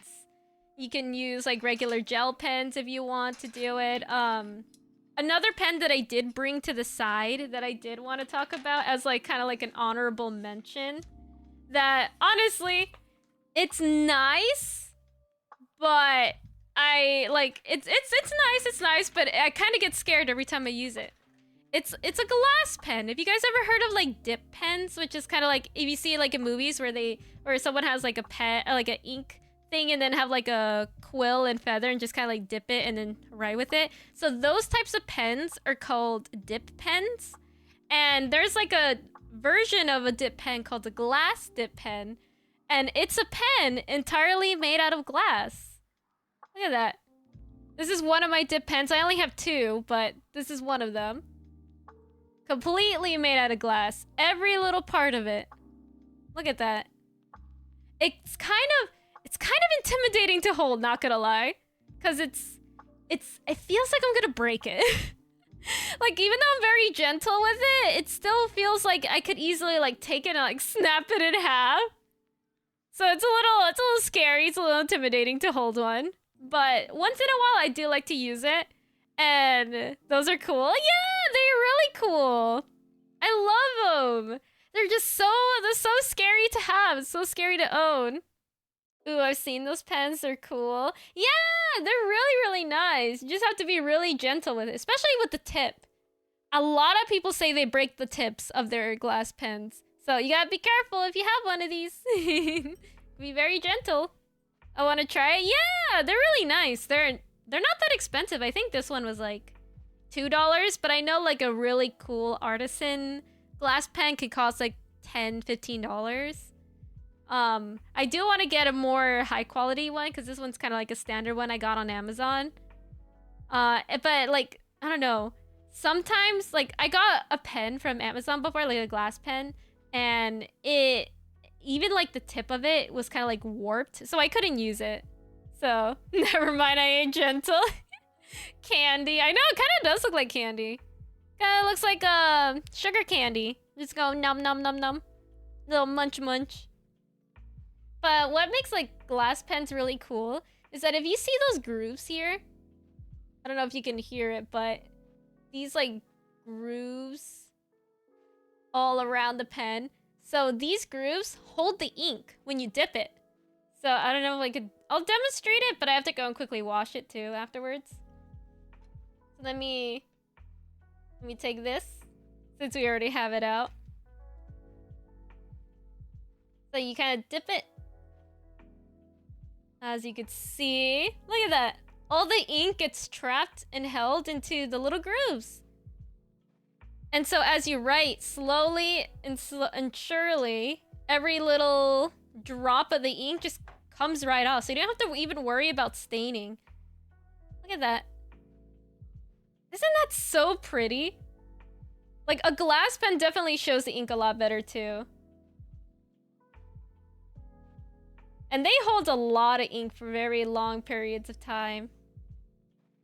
It's so nice. I know! And you have to be, like, very gentle, though. You gotta be... You're, like, stuck, you know? You just kind of want to write normally. But at the same time, you have to remember to be, like, gentle. Oh, what? It's so nice. It's so good. Especially if you have, like, a bunch of inks like this. And you don't want to buy a fountain pen to, like, ink every single time. These are, like, perfect. Like, dip pens are honestly the best. And you kind of get some, like, ASMR from it, too, when you write with it. Because, like, kind of, like, it sounds like a little piece of, like, just glass kind of against the paper. I wish I could, like, angle my mic so you guys can hear it. But very nice. Very calming. Imagine crunching on it. No! Why do you guys want to eat all my stationery? Oh my gosh. That's crazy. With how smooth it writes, you don't even need pressure, it looks like. Yeah, you don't even need pressure at all, because the reason why you need pressure with, like, pens and stuff is because they use, like, even at the very tip of this pen, there is a little mechanism that is dictated by how much you press down on it. Like, for gel pens, they have a little ball in them. You will not be able to see it at all, but at the very, very tip of even your gel pens, there is a tiny little ball that every time you press down, lets out ink. Yeah, ballpoints. Yeah, basically. And they allow you to write that way. But since glass pens don't have that mechanism, you don't even have to apply pressure at all. I'm barely grazing it across the surface, and it's still letting out ink. But if you were to take, like, I don't know, this one might be a little more sensitive because it's a gel pen. Gel pens have a very sensitive ball at the top just because of the viscosity of the ink. You can barely, like... See, I'm going very light, and no ink is coming out. But if you press down, you know, of course you get ink. You know, as you can see, like, even it's skidding a little bit like that. But yeah, with this, nothing. I could go as light as I want, and ink will still come out because it doesn't use a ball mechanism. So, very, very nice. Very cool. You could be very, very light and gentle. Very great for people who have, like, who get, like, their wrists get strained a lot when they, like, write. So it's perfect. So you don't have to apply pressure at all. Just have to be very careful. Don't apply so much pressure that you break the tip. That's the other thing you have to worry about. Crunch. No. Potato says she wants to eat my eyes. Not even concerned with what she says anymore. No, not the crunching of the eyes. Potato, I didn't know you liked eating glass too. That's crazy, Wadi. That's crazy. Hi, how are you doing? That's crazy. Don't eat it. It's not good for you. Don't be like that one guy on TV that eats glass. Have you guys ever seen that video? There's a video of a guy that eats straight up glass bottles, and his stomach is fine. He somehow is able to digest it. I don't remember, to be honest, but it was crazy when I watched that video. I hated it. The Grinch. No. You don't expose the input of Kame. Too late. Does bro eat glass? Oh my god. Iwari's absolute wild card. Never doubt his taste. No! Don't do that! Don't! That's wild, Iwari. The Grinch. That's crazy. But yeah, I love glass pens. You can find so many ASMR videos on glass pens online. It's not even funny. You know, they're really nice. Though this one you have to specifically angle it in a way because the nib of it is like not the best. A really good fountain like glass dip pen would like be able to write no matter how you hold it, but I have to hold this one in a specific way in order to get the ink out. I wonder if I can see the glitter on this one. No, the paper soaks it in too much, unfortunately. Yes. Very, very nice. And the way to clean this is super easy. Just get water, dip it in the water, swoosh it around, and then dry it, and then boom, you're done. You can like switch to a different color ink or just use the same ink. You don't have to clean it in between like dipping it, but it's just super easy to use a glass dip pen rather than like any traditional pens. So it's like, it's very nice. It's very easy. I really like it. I will have to go wash this though real quick, so I'll be right back.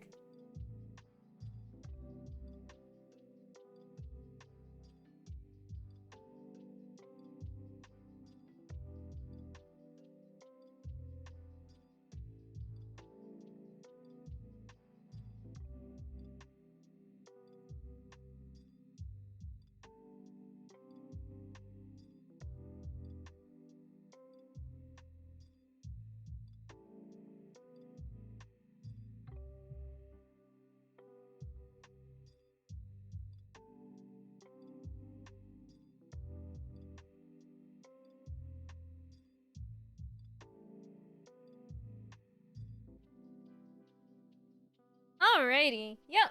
All I did was run it underwater. And look. As clean as a whistle. Oh, let me focus. Focus. And you don't even have to worry about staining at all, so... That's cool. Because I know a lot of people that I saw, like, when they're talking about glass pens, is that they were worried that their deeper color inks, like black and red, would stain the tip of it. But it won't. You just run it underwater. Very nice. Clean crunch. No. No, clean crunch. Get away. I'll poke you with this. Stay away. You know, this could make a very nice weapon now that you think about it, you know? I can see this being a good weapon. You know, I can see just... Oh no, Potato, what did you send me? Oh, I'm concerned. Oh yeah, actually, Potato, I've seen that person before. I watched a bunch of their videos. Yeah, I love the fountain pen that they use. It's so good, or not the fountain pen, the glass pen that they use. That's the one that I want to buy, but those are really hard to get. Yeah, I love them. Yeah, I watch them all the time too. So that's really cool. Yeah, they do amazing art. Potato, if you guys don't know, Potato, let me give a context. Potato sent me a video of this creator that likes to do drawings with inks and dip pens. So it reminded me that I did watch that creator before, and I think their stuff is really cool. I wish I could do art, honestly, because like I know that the creator that Potato sent me, they also use like Ferris wheel press inks. You know, so I'm just like, oh, that's so cool. Yeah, it's so satisfying to watch. It really is. Yeah. But yeah, that's basically everything that I have to show you. You know, just... Even though I just said to not be rough with these pens, I'm like over here playing with it. They're just so nice to hold, okay? They're very nice. Very comfortable. But yeah, just gotta worry about the tip. But yeah, I think that's all I have to show and explain. I hope I did that well. That was my first time explaining anything in my life, so I know I fumbled and mumbled a lot on my words. And sorry my model died halfway. I can hardly even use a pencil well. Yeah. Trust me, Wadi, that was me. When I first started doing brush lettering, oh my god, I had to retrain myself how to hold a pen because this was how I used to hold a pen. This is bad. This gives you cramps. This is not good. And so I had to buy something to teach myself how to hold it like this. And sometimes I like don't think about it and then I kind of go back, but I'm trying to learn how to hold a pen. This is how you hold a pen. At least that's what everyone tells you, and it's good for your wrist. So you don't have to get like you don't have to get worried about like your wrist getting sprained or sore by the end of writing and all that stuff, because that used to happen to me a lot. I used to do a lot of like writing and all that stuff, and it would make my wrists really sore. And that's because of the way I held a pen. So the second I switched to this, I could write a lot easier and better. So it was great. It was great. I had to reteach myself, and then once I retaught myself how to hold a pen, I then started doing brush lettering and calligraphy. So one step at a time. There's a lot of steps. You did great. Oh, thank you, Potato. Glad you said that. I was so nervous because it's just like, I didn't even have a plan. I was just gonna start and then just do some lettering techniques, kind of like talk about brush pens and my hobbies and, you know, share that because I want to do more of these types of things in the future. So it's just like, I was super nervous. So I'm glad you guys enjoyed it. Reverse 1999's Sonetto magic with the glass pen. Oh my god. Oh my god, bread. Bread. I want to play Reverse 1999 on stream. I played a little bit. It's funny you say that because I played a little bit of Reverse 1999 and I want to play it on stream. I'm actually planning on playing it, like, I think either tomorrow or the day after. And I got Sonetto, and I saw that Sonetto was using a glass pen, and I was like, oh my god, I love this girl. So now Sonetto is like the character I put at the like front of my page. So we're gonna be playing Reverse 1999 someday, or not someday, but I think like either tomorrow or the next day. I think I'll have to recheck my times and all that stuff. But yeah, you know, so I just want to do like a quick thing. If you guys want to do brush lettering, get this pen. Beginner pen, very good, very good. It's amazing. Too bad I'm too busy to play gacha. Oh my gosh, yeah, I played a little bit, and I got through like the first chapter by myself and of the story. And it's so good that I was just like, you know, I have to play it on stream. I want to play it on stream. So I stopped playing it just so I can specifically play it on stream. And I could use it as an excuse to play more gacha games. So I will do that soon. Hi, Heyo! Welcome to the stream! Turtle fingers. Yes, it is the reveal of the turtle fingers. Gloveless, exposed turtle fingers. Yeah, I was teaching everybody what brush lettering was, different pens. I didn't plan to, but I also taught stream how to ink fountain pens. So we inked these two pens. So that was interesting. I didn't expect to, but I'm glad that I did because I wanted to use these fountain pens for a while, so I'm glad I inked them. So yeah, and then I used these inks too to ink them. Have we made pretty ink strokes yet? Actually, I didn't even get around to do that because I was just teaching everybody how to, like, the different methods of, like, calligraphy and how, like, brush lettering works. I didn't actually even get started on actually doing the writing and all that stuff. And now I kind of want to do that another time because I kind of wanted to test out the waters for just today's stream. Kind of, like, see if people enjoyed like my plans for the future with this type of content and all that stuff. And also my model died halfway, so I will have to figure that out as well. So which is why I'm a chibi bee today. But yes, I think I will end stream, not immediately because I kind of want to chat with you guys a little bit more, but after chatting I think I will end stream. But in the end, next time, I do have a lot of plans for future streams. Another stream that I was thinking of doing, aside from calligraphy streams, was also, like, there was a couple more that I was thinking. I want to do more chill calligraphy streams where it's just mostly muted, like I said before. Or just, like, mostly muted, me just doing calligraphy. Maybe chatting here and there on, like, downtimes, or, like, if I want to take a break.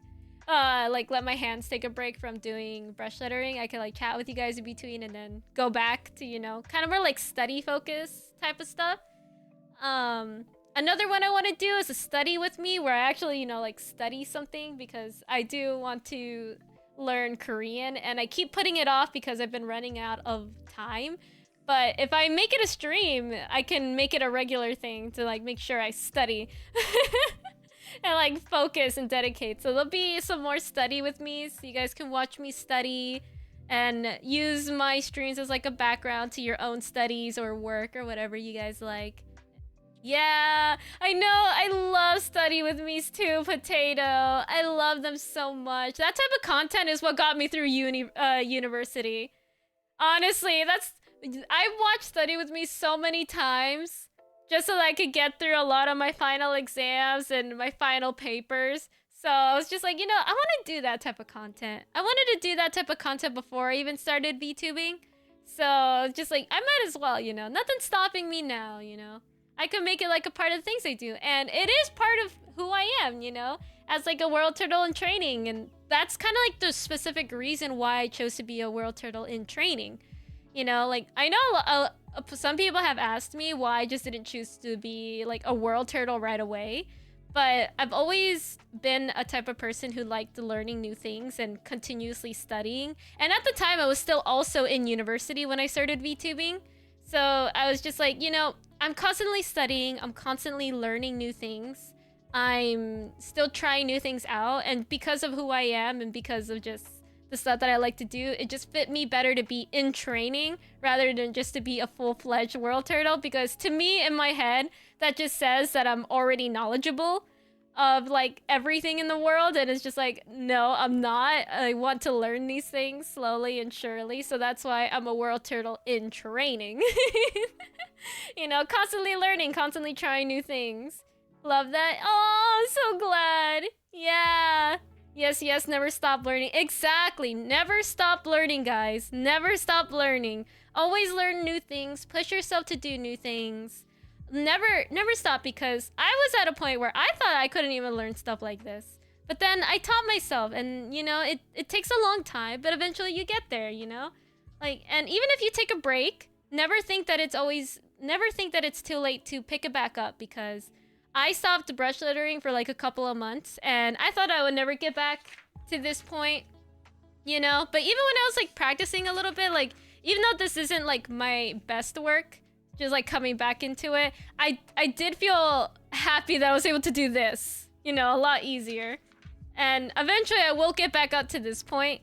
So it's gonna be fun, Always do that. And I like sharing my journey with you guys. It's super, super fun. But just even know brush lettering and a bunch of other stuff too.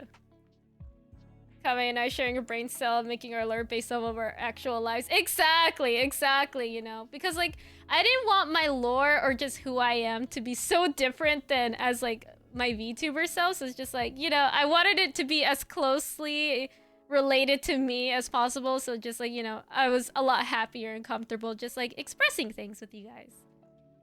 But yeah. Might just be all of the Leslie siblings. I know, that's like... It's kind of like oddly... It's super odd how all of the Leslie babies are kind of like similar in mentality. It's kind of funny. Also, hold on, ad. Yep, we'll wait for the ad break just for you guys. In the meantime, I'll drink some water.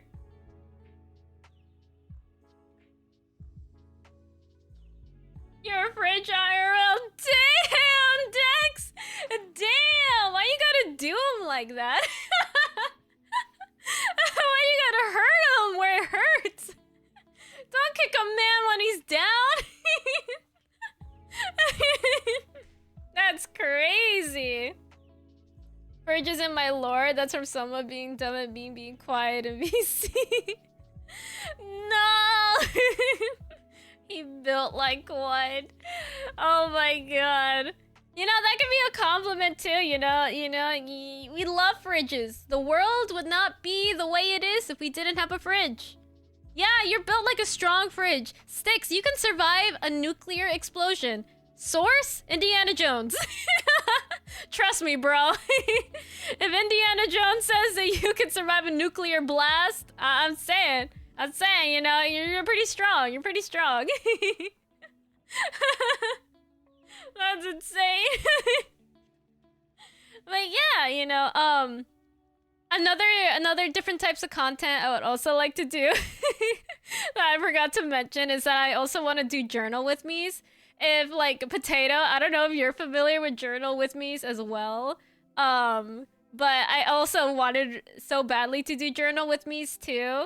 because I thought that'd be cool. And Journal with Me's, if you guys don't know, is basically someone decorating a journal or a spreadsheet, or not spreadsheet, like their journal or whatever with like cute stickers and stationery. Usually like not all of them do it that way, but like with like different themes and stuff.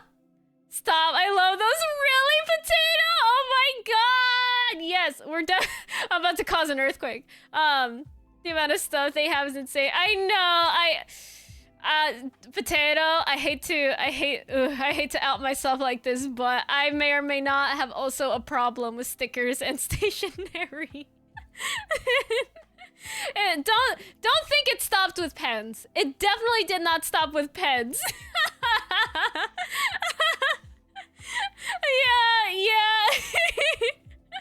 I had to learn brush lettering and you know, use the skills I learned for brush lettering for journaling as well, okay? I would show you a journal spread I did, but a lot of it was like personal stuff. I'll have to start a new journal for stream. And I'm perfectly fine with that, but my other journals are like personal stuff because I also write in them and write my thoughts in them. But I definitely want to do some journal with me, do like cute little spreadsheets of like different themes and all that stuff. Cause yeah, no, it's bad. My sticker collection is just as bad as my pen collection. I have an entire bookshelf just dedicated to pens, so. Yeah, it's bad. It's bad. It's really bad. It's not good. Oh my god. Cool, bulky, something you open up to at 3 a.m. No, Sticks, no. It's okay, Sticks. We still love you. It's okay. It's okay. It's okay. That's funny. How are you a literal genius? Honestly, Iwari, honestly, that was a good one. That was a good one, Bread. I tried making a drawing journal when I went to Israel for a vacation. Stopped doing it after the 7th day. Yeah, it's definitely hard to do it daily. I will admit, it's really hard to do it daily. But there was a time I actually used to do it daily, and then I stopped halfway. But at least with journals, you're not meant to do it daily. You're just doing it whenever you feel like it and whenever you're comfortable. So I would love to do journal with me's like that with you guys. I think that'd be really fun. I think that'd be like some nice chill content as well. And those would kind of be like, if I were to do journal with me's, they would more kind of be like zatsudans or just like chatting, kind of like today, but minus the educational stuff. Just like chatting, making journal stuff. Of course, that doesn't mean I'm gonna stop playing games. We're gonna still be gaming and playing horror games all the time. But I wanted some, you know, I want to stream more often, but sometimes I don't really want to play a game all the time. I kind of want to do some other stuff. So I figure like adding these sprinkled in between me screaming my lungs off from playing horror games is like a good excuse for me to stream and do something I love at the same time. So I thought that'd be great. Yeah, it's hard to find inspirations, motivations, or just subjects to draw on a daily. Yeah. When I was a kid, I tried doing a journal or an art journal or drawing journal. I quit after day 3. It was bad. I just couldn't, man. I just couldn't. Oh god, I feel that. Yeah, exactly, you know. Because like I really so would love to full-time stream. Oop, unlock the desk. I do want to do full-time streaming and take it very seriously. So I want to fill it with as much content as I like as possible, aside from video games, because even though I love video games and gacha games, when you're like tired or when you're just like, you know, you kind of, or like especially me, sometimes I get really bad migraines. I don't really want to look at a screen, so I'm just like, but I want to stream. So I'm glad I started doing this stuff so I could still do that, you know. Your channel is your creative oyster. Exactly. Iwari, you spit nothing but facts. Exactly. You know, just do whatever you like. Whatever you want to do, just do it. No one's gonna stop you. No, the only person stopping you is you. You know? So just look at yourself in the mirror and say, no, you won't stop me. Get out of here. I'll do what I want when I want. I have more motivation to draw when I finish exam papers early and draw at the back. You know, I've always wanted to meet the type of people who would doodle on their test paper and then like see the reaction of the teachers. Like I really want to know who does. I know there was one kid in my class who did that, but I never like actually got to see him. Like if my teacher saw the drawings, they didn't really show it or anything. But I knew one kid in my class when I was like a kid that did that. My teachers kept telling me to stop. Damn. I used to draw a little bit in class, but anytime I drew in class, they would tell me to stop, but that was about it. But I was just drawing on, like, a notebook, but not on a test paper. I used to draw all over my tests when I didn't know that answer. Really? Oh, that's kind of cute, though. If I was your teacher, I would just grade your drawings, but give you an A every single time. Be like, 10 out of 10. Or if I saw that you, like, kind of messed up a little squiggly there, I'll be like, you know, could be better, but you still get an A. A for effort. That'd be cute. That'd be cute. But yeah, you know? Also study with me. Like I said, study with me, journal with me, calligraphy with me, reading with me. Maybe if you guys want to read some books together. I used to read a lot, but I kind of stopped for a while. But I kind of want to get back into reading, but I'm not sure if I want to make that a stream because all you'll see is just me opening the book like this. So you guys, like, it's just an odd angle to do a read with me. But if you guys want that too, I don't mind doing that. Kame, that's cute and all, but that won't work. What do you mean? I'll be the teacher. The teacher gets to do whatever they want. I won't give the test an A. I'll give their drawings an A, and it'll be different from their drawings, you know? Right? You know, like it's a different grade. You know, you put in extra credit if you want. Yeah, just for their confidence. Exactly. You don't have to put it in for extra credit, but you could just put it as their like confidence, you know, for their confidence. Exactly. Still grade the test as is. You know, but give them a little A, you know, for their drawings. You give the candies depending on the drawing. Exactly. You know, bad drawings get licorice. No, I kid. But exactly. Wouldn't that be the best way to handle stuff like that? I think that'd be very adorable. Not that I ever desired to be a teacher. I would suck at being a teacher. It's not even funny. I do not know how to explain things. If today wasn't a good indication of that, I tried my best. It was very interesting because I never taught anybody anything in my life before. I always just kind of did it myself or learned from other people. Yeah. So I hope that I was clear and concise about brush lettering. But if you guys still have any questions, I don't mind answering them because, you know, like, I'll take it, you know, if I see no questions, I'll take it as me having explained it so well. You guys got it down. You guys don't need any more explanation on things, and I am very proud of myself. Let me see if my phone is... Wonder, my poor phone. It died. God, it's not even halfway charged. I think I go into tangents too much when I try to teach things. I think I do too. I think like because like I didn't even. If you want a proof on a tangent, Iwadi, I wasn't even planning on inking these. That's how much of a tangent we went from brush lettering. Like I was just showing everybody my brush pens, how to do the brush lettering like this. And the way it goes, and then next thing you know, the word fountain pen was brought up, and they're like, "All right, bet, let's learn how to ink a fountain pen." And then we just started inking them. So, if you want a tangent, it's right there. And it's so weird having my hands ungloved too. Feels nice. I'm free. But yeah, I liked today's stream. Today's stream was fun. Hope you guys enjoyed it today as well. I think that I will end soon.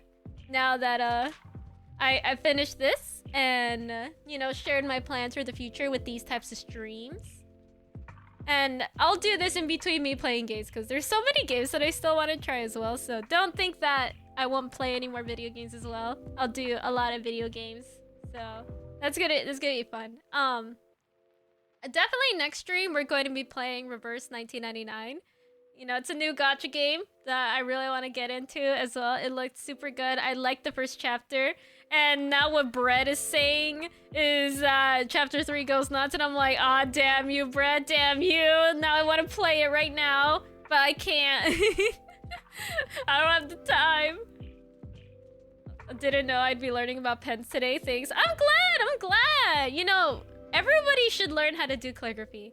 I think, honestly, getting yourself a good fountain pen is the best feeling in the world. Like, don't underestimate how important the little things are. Because if you have a really nice pen, it feels like you ascended to another plane. And you could write so well, so free, and just, you know, explore a little bit more creatively as well. So it's very nice. But I'm glad you guys liked today's stream as well. It was super fun. Imagine being able to teach things. I wish. I definitely want to get better at it. I definitely want to get better at teaching things, but that's the only thing. This is probably like the only thing that I know that I'm very confident learning about or teaching about. Every other thing I don't think I'm good at teaching about, you know, like video games. I'm not good at any particular game other than Skyrim, but no one needs a 5-hour explanation of Skyrim. You could just play the game. You know, you're like, I don't need to explain to anybody how to play Skyrim. Even though I have like thousands of hours played on that game. Skyrim Pog. I know, I love Skyrim so much. Skyrim is like my second favorite game, but I've played that game more than I've played anything in my life. I legitimately think I have over 2,000 hours in that game, unmodded and modded. Modded Skyrim is a whole other beast. I'm pretty sure I spent 50% of that 1,000 hours modding the game and the other 1,000 playing the game. You might like Terraria. I played Terraria. I love Terraria so much. I actually did a stream playing Terraria with my Nekotama peeps as well. With my Nekotama family. We played some Terraria for like a little bit. Though I would love for us to pick it up again because we need to defeat the Wall of Flesh. We never got around to... Yeah, we never finished the Terraria world. We never got around to killing the Wall of Flesh at all. We were still in the middle of that. I know we were like holding off on doing it because we wanted to do it together. Yeah, woo, Terraria, yeah. We still have a lot. You know what we should do? We should make a... Actually, now that I think about it, isn't... Iwari would know. Iwari would know a lot better because Iwari's an expert. He's an expert with Terraria too. Doesn't a lot of the content unlock after killing the Wall of Flesh? Or is it we have to play on hard mode? Because I know there was a lot more content. Yes, yeah, that's another reason why we kind of stopped because we finished all the pre-Wall of Flesh content. And a lot more content would have unlocked if we killed it. So we definitely need to kill it. We'll do it on stream. Yeah, it's a gateway to hard mode. Yes, that's what it was. Thank you, Brett. Thank you. Yeah. Exactly. Yeah, I forgot. I almost forgot, but yeah, that's true. That's true. Hard mode got way more content. Yeah, exactly. Yeah, we should really plan a stream to do that. Or just, you know, hang out and we don't have to do it on stream. We just gotta do it, you know. Because I think all of us, we played a little bit on stream. But yeah, the suffering ensues, but way more fun out there. Yeah! Half the items we wanted to get was locked behind hard mode. We need to do that. We definitely need to do that. Oh, we gotta plan it, guys. We gotta plan it. I'll stream it. We'll plan. We'll do it. Let's do it. I miss Terraria. It's so good. Yeah. I remember playing Terraria last time. I remember playing it. It was the end of my 12-hour stream and I was so tired. No. Oh, yeah. I remember that, actually. The last time I streamed Terraria, it was late at night, too. It was like 3 a.m. And barely anybody was like... Everyone was so dead. And so, just like, we have to do it a little bit earlier so we're not all dead tired. We still need to kill the Ender Dragon. Yeah, we need to do that, too. Kill the Ender Dragon. Yep. We gotta group Nekotama, kill Ender Dragon in Minecraft. Would love to watch. Yeah! See guys? The people want. They are speaking what they desire. We must give the people what they want. We gotta. I'm playing modded currently with a friend. With Terraria or Minecraft? I'm holding off on Minecraft until the new update rolls out too. Yeah, so the thing is that I don't know when I should update the server because not only do I have to find updated versions of the plugins currently installed on the server, we might have to remove one or two if it doesn't update. But another thing is that villager trading gets drastically changed in the later updates, and I know Fen is building a villager farm, and I don't know if it will.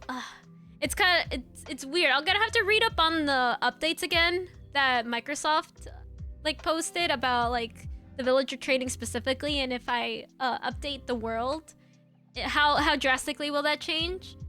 But aside from that, those are like the only things that I'm kind of worried about. And then later on, I will update the server if it's all good. But I definitely want to give Fen more time to finish his villager trading haul. But I still need to also research the new villager update thing to see if it will break it anyways. Because if it breaks it, I might as well tell Fen not to finish it. But you know, it's a little complicated. I have no idea. You know, I need to test that out. I'll test it out later today when I have time, and I'll see, you know? Because I do want to play the new updates as well, Iwari. I do, so bad. So bad. Going to build all the farms with the new crafting blocks. I know, oh my god. I'm so glad they added auto-crafting in Minecraft. That's big brain. That's a big brain thing for them to add. People wanted that for ages. No longer have to use a mod. I'm always so tired when you play together because it's always 2 to 4 a.m. for me and you. Yeah, since I started going to bed a lot more earlier, I've been getting a lot tired during those times. I remember someone messaged me because he wanted to play Sons of the Forest, and I passed out. I was just gone. I tried to stay up and I was just dead tired. I like passed out. The last thing I remember was like watching one of your guys' streams, and then I heard the word Fortnite, and then I passed out. I was just dead. Yeah, it was that quick. I was just dead tired. Oh god, it was just bad. Hold up, actually, now that we're done with the brush lettering thing, if you guys give me a couple seconds, I might as well just switch over to using my model with my other phone. I should have done that sooner now that I think about it.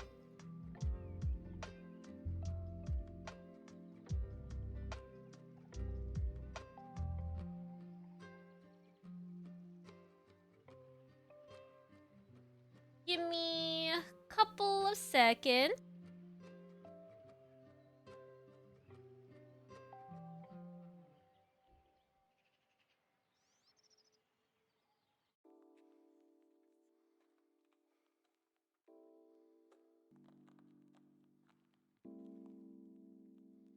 God damn it, I just realized I was muted. No, I was muted. I forgot. I muted myself because I was bumping into things. Oh god.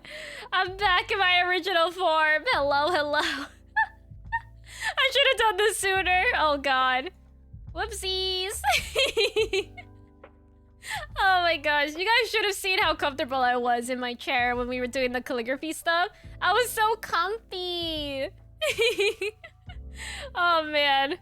The audio is normal, right? The audio is normal, guys. It's not bad. It's not bad. Oh gosh. EST gang. Yeah, EST gang, you want it, EST gang. I still want to torture everyone with RL craft. I'll only do it if you set up the server. That's the only reason why I'll do it. I kind of want to practice. Doing RL craft. Oh my god. Thanks, you better set it up. You set it up. We'll do it. Oh boy, too many games but never enough time to finish and new ones pop up or another friend invites you to a new one. I feel that so hard, Bread. You are so right. Oh god. I feel that. That's why, like, oh man. There's so many games that I started on stream that I really want to finish. Like Hades. I really want to finish Spiritfarer, which is like a lot more chill game. Man, I need to finish Spiritfarer. I know that I'm really close to like a lot of the deeper content into the game, so I need to finish that. That game makes me so emotional. Last time we played it, I kind of was like tearing up a bit because it was so good. Some of the characters are just so cute and adorable, and it makes you so emotional too. I love that game to death. Also, let me fix chat. I like put you guys in a bit of a corner. Let me get you out of that corner.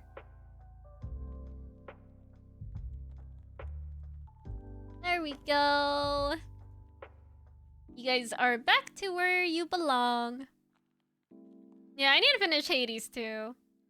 Hades is such a good game.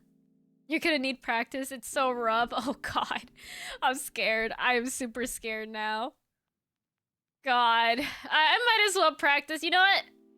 After I end stream and after I go eat some lunch, I'm going to load up RL Craft and practice. I want to try.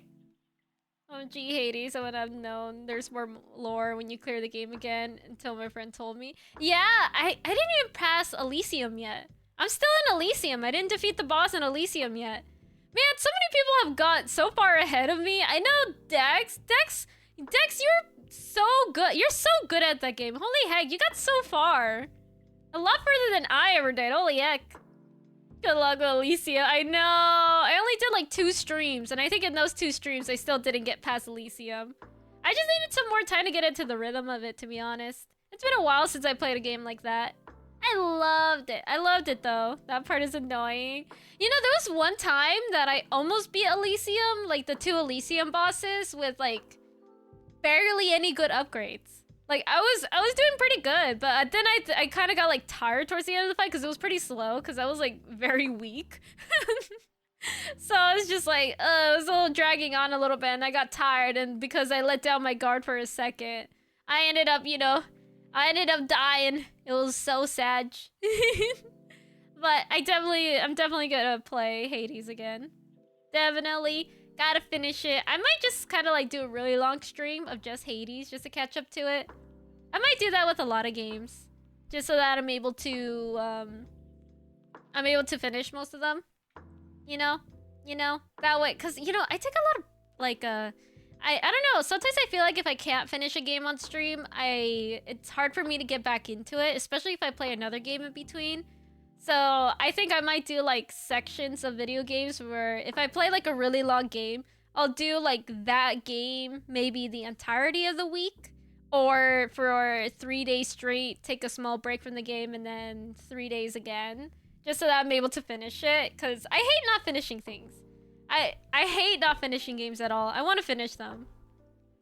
I watched Storm Kitty beat Hades. Looks like a difficult game. Yeah! Oh my gosh, I was watching Rainy do it too. Rainy's so good at it too. Yeah. Like I love that style of games though. That and Dead Cells. I haven't played Dead Cells on stream, but I've always wanted to play or finish it because I played a little bit on my own before I started streaming, but I would love to get back into Dead Cells and then play that on stream as well. That and Blasphemous, I believe that's what it's called. I know the second one came out, and I really want to play the second one as well. So I might do Blasphemous 1 and 2 on stream as well. It's gonna be fun. It's gonna be so fun. So watch me play Hades. I'm bad. Iwari, you gonna play Hades? You gotta. Oh, thank you for the follow, Wispy Bat. Thank you. Hello. Welcome to the stream. We just finished doing our calligraphy portion of the stream, so now we're just chatting. Hello. Welcome. Hope you're doing well. Hello. Sorry I late. No worries. Don't worry about it. We're just chatting now. We just finished doing the calligraphy part, so we're just like chatting now, hanging, talking about games, future plans for games, all that fun stuff. Just taking it slow and chill today. Be very worried. No, we're not doing anything nefarious, I swear. I swear on the bottom of my heart, we're not doing anything nefarious. I was just showing everybody how to ink a fountain pen. Oh my gosh. That's just too funny. And I was just showing everybody my pens, and you know, not anything bad. Oh my gosh. Shield definitely trivializes the game a bit. I love the shield. Oh, I love the shield so much. It's so good. Iwari, are you gonna play Hades on stream, or have you already played Hades on stream? Because I would love to watch you play Hades. I think that'd be fun. Guys, we made her ink. Why do you say it like that? That sounds so wrong. Oh no, she made us drink ink and crunch glass pens. Lies, lies. I didn't know such thing. I didn't know. Believe me, guys, I swear, I didn't. I didn't make them drink the ink. They wanted to drink the ink. It wasn't me. Hello. I'm not cool. Hello. Welcome to the stream. Hope you're doing well. Hello. That was such a cursed part to walk into. Hello. Hope you're doing well. We just finished the calligraphy portion of the stream, so now we're just chatting.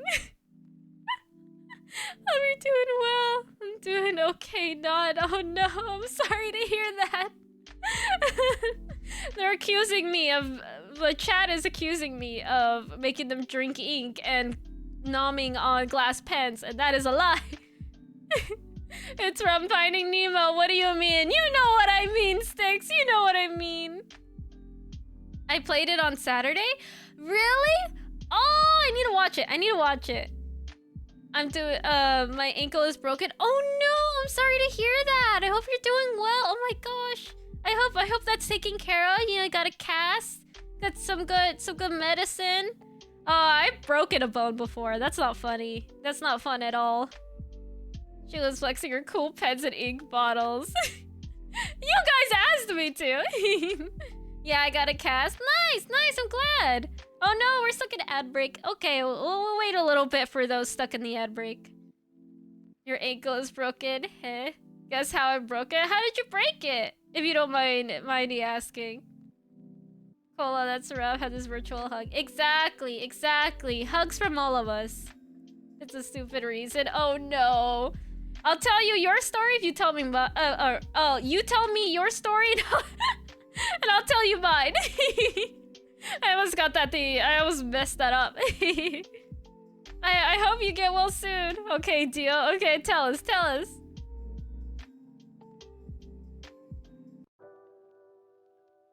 Man, I haven't worn a cast in a while. Trade embarrassments. Oh my god, mine. I wouldn't even say mine was an embarrassment. I'd say it was an attempted murder. So I was coming out of the bathroom and the suspense is killing me. And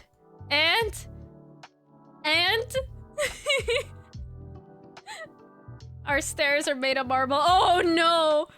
Not the marble stairs. Oh no. I'm already scared. What if the marble stairs? No, and I slipped.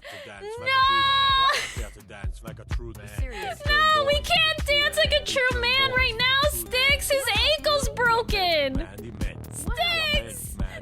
And twisted the foot. No, Sticks, this was very insensitive of you. No, I'm just kidding. I'm kidding. Dance on top of... No! He broke his ankle, guys! No! And twisted the foot. Oh, that's... Oh, I'm sorry to hear that. Oh. I'm so sorry to hear that. I could feel the pain. Oh, that doesn't sound fun. Man, I hope you get well soon, though. I hope it heals quickly. I genuinely mean that. That's my ass. Now you. Okay. I'll tell you guys a real story. It's a legitimate real story about how I broke my arm. I broke my right arm when I was a kid, and I swear it was an attempted murder. So if you guys don't know, I do have some siblings. I'm the oldest sibling of my many siblings, and one of my siblings, my sister, she okay, let me go back from the beginning. So my mom had asked us one day to clean our room, and our room was like a little bit messy, but we had like a lot of stuff under the bed. So at the time, she was just like, "Okay, let's move the beds. Let's prop them up against the wall, and then you guys pick up the big trash on the floor under the bed frames or where they used to be. And then when you're done, I'll come in with the vacuum and vacuum like the carpet." And we were like, okay. So me and my sister, we decide to pick up all the trash. So as we're like picking up the trash of the thing, my youngest sister, she was playing hide and seek with my brother. And while they were playing hide and seek, my youngest sister decided that she was going to hide behind the mattresses propped up against the wall. However, she underestimated the gap in between the wall and the mattress.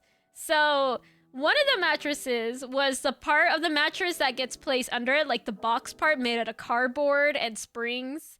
So that part, and like she tried hiding behind it, and it was angled in a way where if she were to move it, which she did, she moved it by accident, or she claims it was by an accident, but I still believe it was an attempted murder. She tried to hide behind it, and because she tried to hide behind it, it fell on top of us, me and my other sister, right on top of us, and I was angled in a way that my arm was like sticking, like not sticking out, but it was like bent. And because the bed had fallen on my arm, it ended up like snapping it the other way. So if you take your arm and like bend it, now imagine that part just getting bent the other way. You know, you just take your arm and then stretch it out, and then it just gets bent the other way. Yeah, it was a nasty. It was nasty. It was a nasty break. Oh yeah, it's okay now. I'm good. I have scars from where they had to place the pins, but because they had to pin my arm in place because it was like a noodle. That's how broken it was. It turned into a noodle. So they had to place like 3 pins, one metal one, a plastic one, and I think like an outer one. I have like it looked, my arm looked like Frankenstein. That's it was bad. But I went to the hospital afterwards, and then they put me in a cast, and I had to wear a cast for almost like half a year. It was so bad. It was such a bad break. Yeah, it's okay now though, luckily. Oh, thank you for the follow, I'm Nakula. Thank you. I broke my arm 3 years ago because of a bike accident. Oh no! Anytime I've fallen off my bike, I was so happy that I never actually broke anything. Man, because I know that some people get really bad breaks. Oh, I can't, man. I wore my knee pads, I wore my arm pads, I wore my helmet like a nerd. I made sure I was cut through. Oh, thank you for the Redeem Cuddy. Thank you. Thank you for having me hug war, buddy. Happy birthday, Cuddy. Happy birthday. Hope you're doing well. I know today's your birthday, your actual birthday. Here, let me give Cuddy a shout out since it's Cuddy's birthday. Happy birthday, Cuddy. I hope you're doing well. I hope you're having a great birthday. No, I meant motorbike. Oh, that's even worse, Cola. Oh no, not the motorbike. Oh, what happened, if you don't mind me asking? Oh my god. Holy.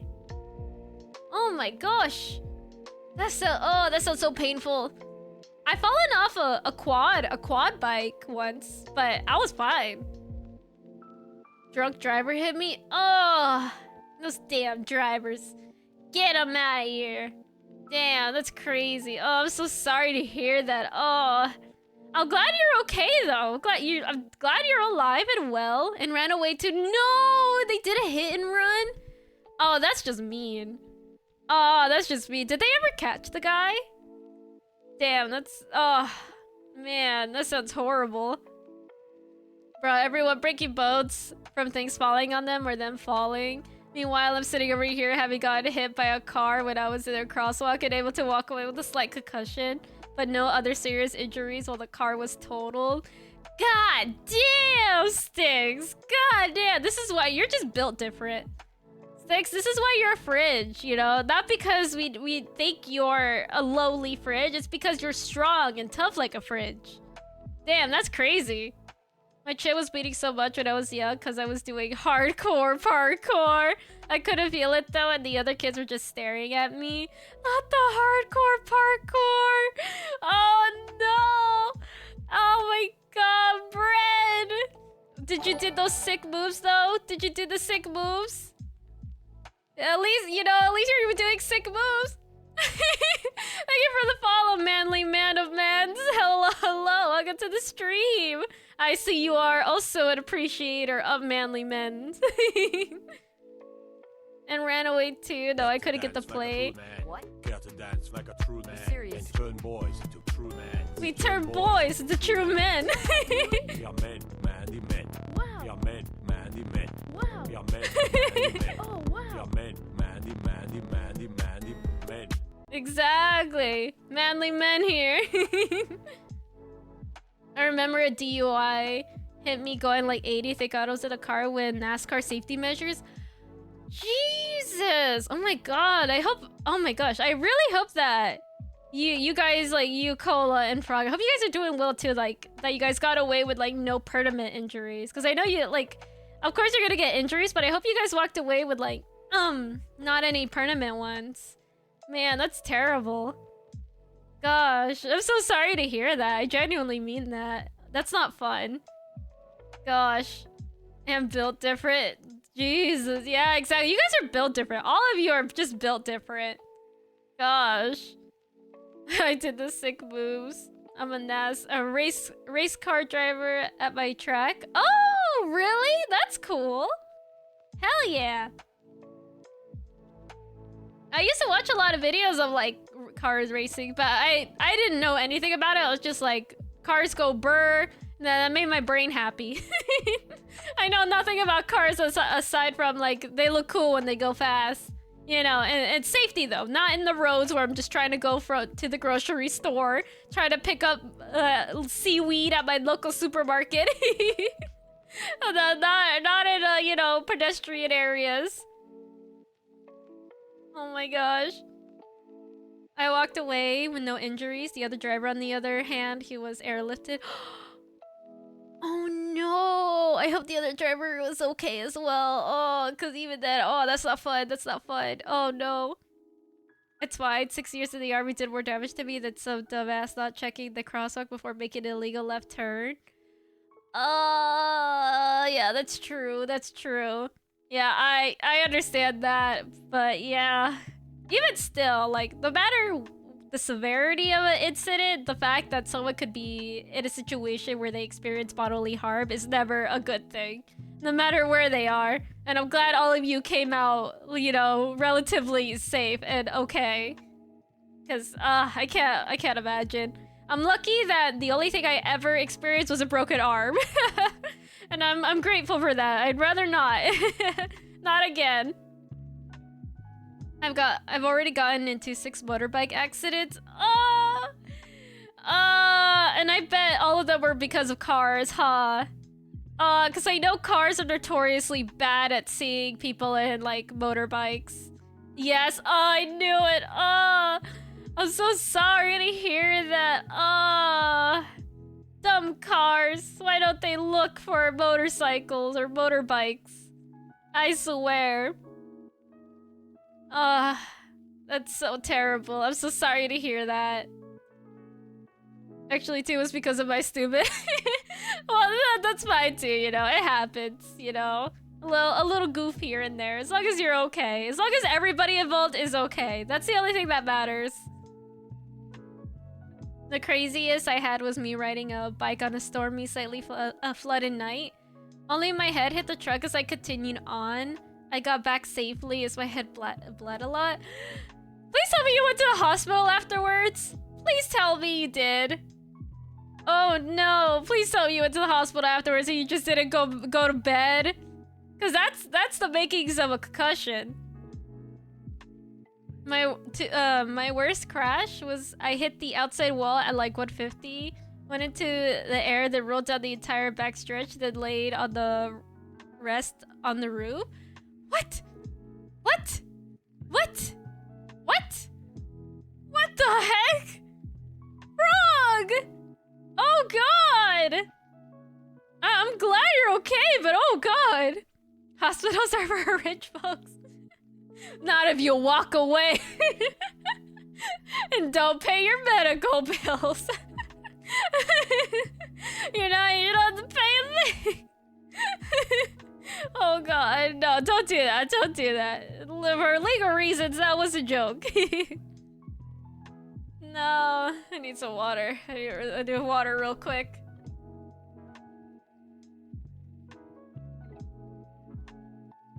I didn't, I just wrapped it up with cloth. It slept. Bread! Bread! No! That's not a good idea! No! I've T-boned a bus with my bike while going 30 miles per hour. Want to hear the whole story? Yeah, if you don't mind sharing. Gosh, I don't want to concern my grandma since it's gonna be annoying. What? Bread! Bread! Yeah, brain damage 101. Yeah, exactly what Styx says. Oh god, survive so it works. You guys are just built different. Man, all of you are just built different. I can't believe it, man. I just can't. You guys are playing life on hard mode for no reason other than just to say like, I did it, I did it. You guys are plebs. Damn, that's crazy. So I was on the freeway. Oh god. Not the freeway. The two words I hate hearing the most. Free and way. Especially together. I've had good luck. One crash, the driver ahead freaked out when merging and stopped. The car behind did not stop fast enough. No injuries. Man, I hate it when that happens. When you're like driving and nobody just commits. Like, if you're gonna do something, just commit to it. Like, you're gonna cause more crash, like second guessing halfway doing the thing you want to do. Like, if you're gonna turn, commit to the turn. Don't stop halfway. Just do the turn. Unless you really believe you're gonna hit somebody. But half the time when it happens, they don't. They just freak out. And it's like, just do it. Doing 70 miles per hour, and out of nowhere, a bus crossed 3 lanes and stopped in the middle without turn signal. Oh, not the turn signal not being on either. Oh, that's so bad. Man, I'm sorry to hear that. Man. Oh, that doesn't sound fun at all. And then I hit him at 30 miles per hour. You know, at least it was 30 and not the whole 70. I know it's still not good, but man, it always makes me sad when I like see those videos on YouTube of like people who get into deadly crashes. And it's just like, man, half the time it could have been preventable. Just like people just slowing down. It just makes me a little bit sad when I think about it. So it's just like, man, that sucks. And I hit him at 30 miles. That broke my handlebar. Oh, that's so unfortunate to hear. I'm so sorry to hear that. Oh, that's not fun at all. Oh, my throat's dying. Oh no, more water. Man, I'm so sorry to hear that. But I'm glad to know that you're doing well. At least now, because, you know, I can't, you know. PSA for anybody out there who drives fast. Slow down. Be a turtle, but not too much of a turtle. Turtles are still pretty fast, but be a turtle. At least I wear my gear to protect me. Exactly. Wear your safety gear too. Only the cool kids wear safety gear. Don't be a nerd and don't put on your helmet. And put on that helmet and you look like a Giga Chad. People who survive lethal crashes, man, they're gonna tell that to their grandchildren, definitely. Oh yeah, of course, and you should as well. You know, it's like a cautionary tale. You know, don't go super fast or you'll not survive the crash. I was lucky, I survived. But you know, that's what I would imagine grandparents will tell their grandchildren who get into deadly situations, like, don't do what I did, be smart. Don't be me. During my crash, I wasn't wearing any protection, and that crash was the first time I've ever had a helicopter land at my crash. The car looked like I should have been... Oh, KIA, no. Oh, no. Oh, my dream contains accident experience. No accidents. Don't do accidents. No accidents. Everyone, please stay safe and healthy, please. And if you feel something off, just you know, especially you get in an accident, go to the hospital. I know it's expensive, and I know a lot of people can't. Trust me, I know. But a lot of stuff can happen internally, and you don't want to make a guess. Okay? You don't want to guess, because in my real life, I'm a caregiver, you know, and my one of my duties is not only being a war turtle in training, I am also a caregiver. I see stuff all the time. I hear a lot of stuff about accidents and people in situations. You know, please go to the hospital after crashes, please. Please. I hope I am stressing this enough, please. I want to go in motorsports. Motor GP to be exact. Oh, you know, but that's different though, because they like always make sure they take safety above all. So like, you know, like sure, you may or may not have a higher chance of being in an accident being in a motorsport, but at least it's their main concern is safety. So, you know, at least like, you know, at least it's not bad. At least you're not just doing this like on the road, on the highway without any inspections or anybody telling you the do's and don'ts. Just drink water gives 20 HP. Oh my god. That's not how that works. Guys, I have experience in this. That's not how this works. My god, the staff asked how I wasn't. Oh, DOA, no. No. I'm glad you weren't, though. I'm glad you weren't. Yeah, worst case, eat bread. 50 HP. I want to know what type of bread you're eating. And can I have some as well? Sleeping buffs HP regen as well. Yeah, actually, that's right. That's you're actually right. Medically wise, you're absolutely correct. True, yeah, good as new after that. Yeah, exactly. Get some sleep. You know, get that good sleep. I could go to the hospital, or I could just ignore the pain and walk it off like I've been told to do my whole life.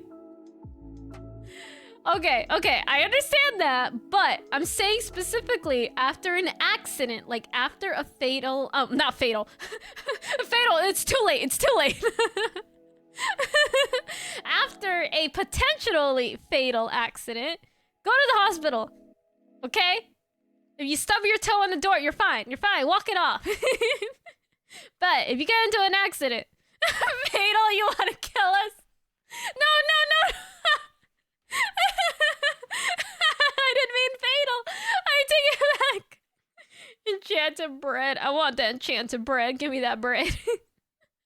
The car is still sets in my garage, even though it's a pile of metal. Oh man. No, guys, I didn't mean fatal. It was a slip of the tongue. Not fatal. After fatal, I ain't going nowhere. Now I'll just call for a ride to pick me up and leave it at that. No. Sticks, you may be a fridge. But even a fridge has a warranty. Use that warranty. So Kame was the one who made me crash. No, it wasn't me, I swear. No, guys, no. Oh, post-fatal accident. Cross to the hospital. No. If post-fatal accident, you go to the funeral home. Silly bread. I know it gets confusing. But you go to the mortuary house. Post-fatal. Oh my god, y'all the ones calling me a fridge. Well, because fridges are beefy, okay? They beefy. It's not an insult. It's a compliment. Grandma's fridge has a 1,000-year warranty. Damn! I do know that some fridges are like beefed up like that. Man, is it one of the ones that kind of like old-timey, like you would see in like the 70s or the 80s? They're just like off-white, kind of round. Cause I've always seen those fridges and I'm like, man, they're so retro. They're crazy. And after a fatal accident, just respawn easy. You're right, Cola. I'm sorry. I'm not cool like that. I don't know how to respawn just yet. If I die, it's kind of permanent for me, even as a world turtle. I may have a shell, I may be very sturdy, but you know, I still have an expiration date, unfortunately. Also, live fast, die young. No!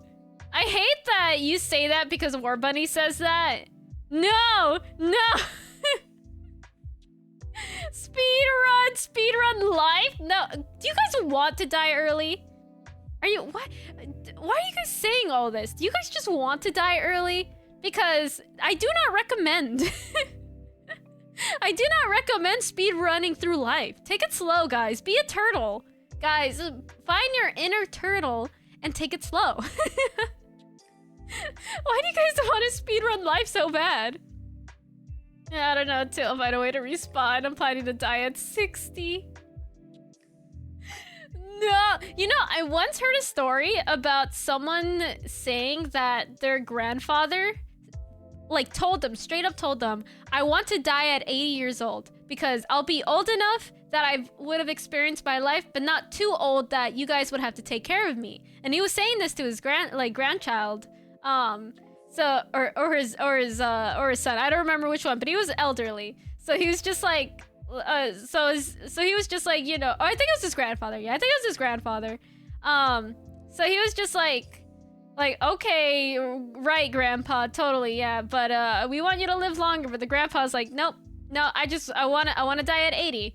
And then, sure as all heck, years down the line, man turns 80, he dies the next day. Guy literally said, I would die at 80. And he actually dies at 80. And I'm just like, man, that's crazy. That's crazy. If you plan to die at 60, not 69. Exactly, Wadi, exactly. Nice. Today was the whole stream. Yeah, we're just chatting now. It's okay, I swim though. It's okay. I'm planning on doing another calligraphy stream. I don't know when exactly, but definitely soon. Probably next week. But yeah, we finished the calligraphy part, but now we're just chatting. Exactly, I don't want to be on life support. I want to be free. Yeah, he was committed. I was just like, I'm not even angry because it's like respect. Honestly. Yeah, the willpower faded after he reached his goal. Yeah, exactly. Death isn't the end game. You write your story and make it a good one. Bro predicted his log off. He did. Just honestly, Giga Chad to the... Yeah, he committed to the bit.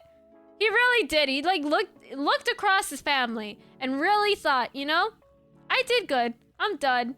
You know, I said 80. I'm gonna die at 80. You know, that's it. He literally said, that's my time. And he did it. It was his time. He finished. End of story. And like, it worked. You know, it's just... Death equals logging off. Like, I'm just impressed. I'm heavily impressed. He did the thing. He did it. Man, like, and 80's not a bad age to die. Obviously, if you could live longer and you want to live longer, you should. But if you really truly believe 80's where you want to go, he did it, you know? I'm just genuinely impressed. I want to be like that man. A man who's true to his word, you mean? Not a man who dies at 80? I'm hoping that's what you mean, Brad.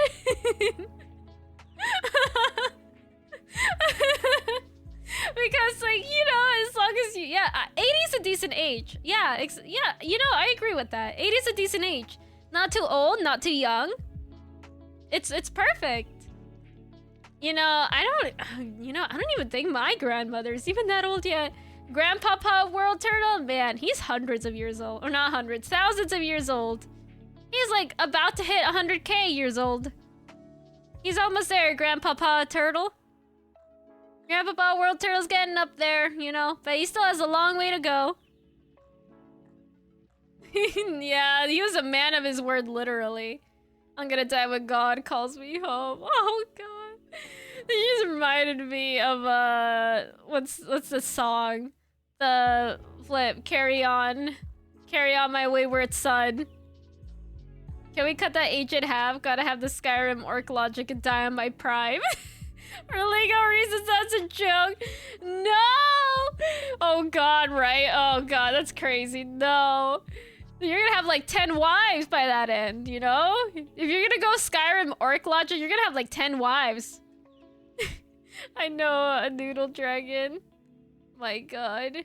A noodle dragon. I wanna know a noodle dragon. Can you guess my time? Time to live happily and live a long life with surrounded by family? Right. That's what you mean, right? No? Then to happily frolic in a field of flowers? Yeah. Right? Gonna have 10 wives, way too many kids, and decide to wander off and find a good death. Oh, not the good death. At least, you know, you die happy. Guys, it's, you know, it's bad luck talking about death, okay? Time is it 1 o'clock, 2, and 3, and so on. Oh, what time is it for you? Because I'm EST. So what's your time? What time is it 2 o'clock? Is it 9 p.m.? Noodle Dragons actually stream me right now is one of his emotes. Oh, nice! That's cool. How? Really? Did I guess right? 9 p.m.? Hell yeah, that's because I'm a world turtle, you know. As a world turtle in training, you know, I'm really good at judging human times. I learned it. No, 2 a.m. God damn it. Damn. Yeah, that's totally what I meant, you know. Got you. Yeah, that's what I totally meant. Yeah, 2 a.m. Totally. Yeah, I was testing you. I was making sure you knew what your time was. But I guess 2 a.m. this entire time. How believable am I? 2:30 to be exact.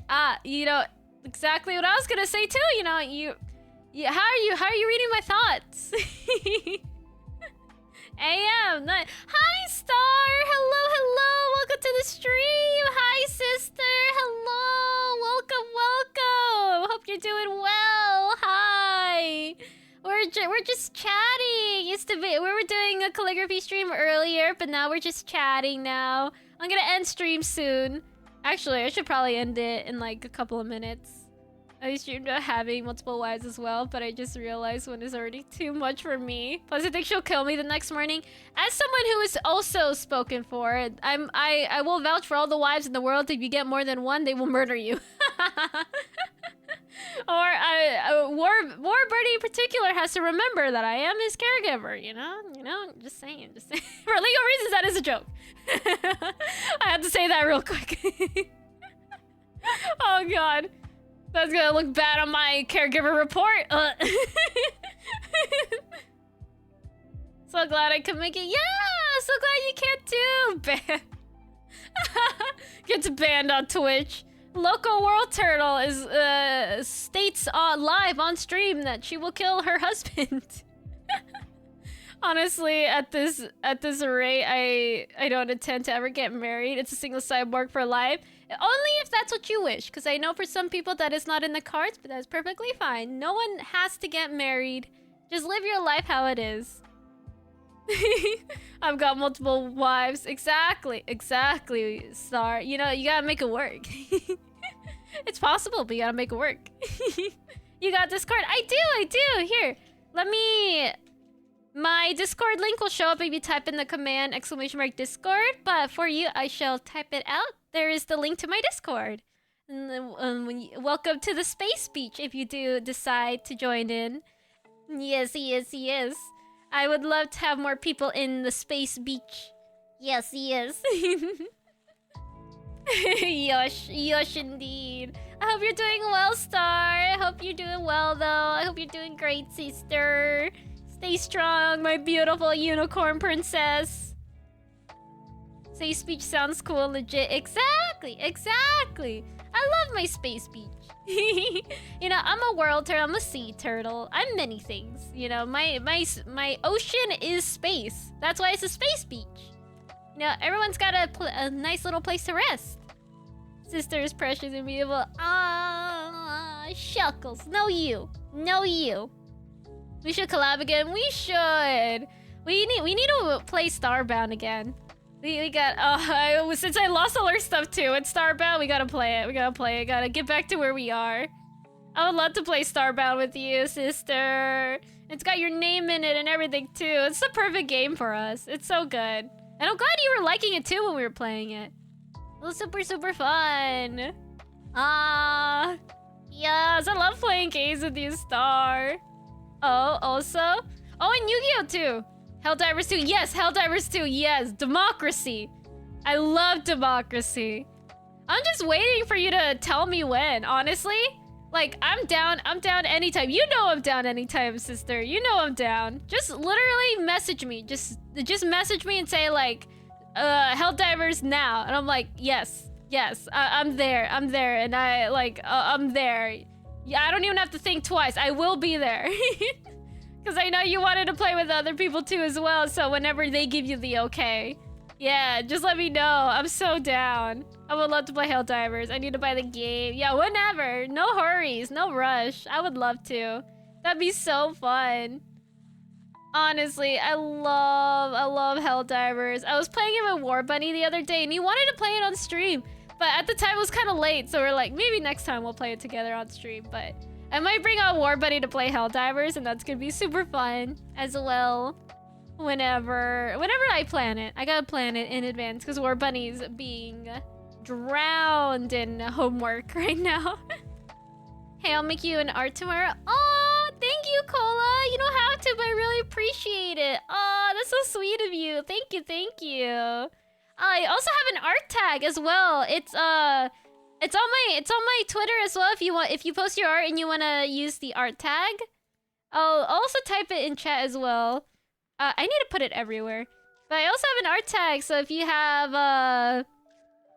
like social media like X/Twitter, or you can post it on the Discord as well. You don't have to use the hashtag on the Discord, but on the Discord I have a special fan art tag. Yeah, this is the tag on X. I know. I don't want to call it X, but it's there, you know. For people who don't know, you know, there will be people eventually who won't remember that X was Twitter. It's gonna happen one day, and when it does, I'm gonna cry. Because I'm gonna feel so old, even though I'm not old at all. But it'll take 4 hours to make it. I'll need 2 to 3 days. Yeah, no hurries, no rush, no worries. 4 hours of working goes 2 to 3 days for me. Honestly, yeah. Jachi knows. Jachi made me a wonderful piece of fan art as well. That's the realest statement ever. Exactly. When that happens, I'll move to Blue Sky for real. Honestly. Oh, it's gonna be so bad. Oh my god. Yeah, please don't jinx it. It's gonna happen. I don't even have to jinx it. It's going to happen. There are kids being born today who are going to grow up using Twitter as X. It will be an X, and then they'll be like, huh, that's very interesting. Very easy to remember social media platform. They'll never question why the URL says Twitter. They'll just be like, it's X. It's X. What do you mean? What is this Twitter?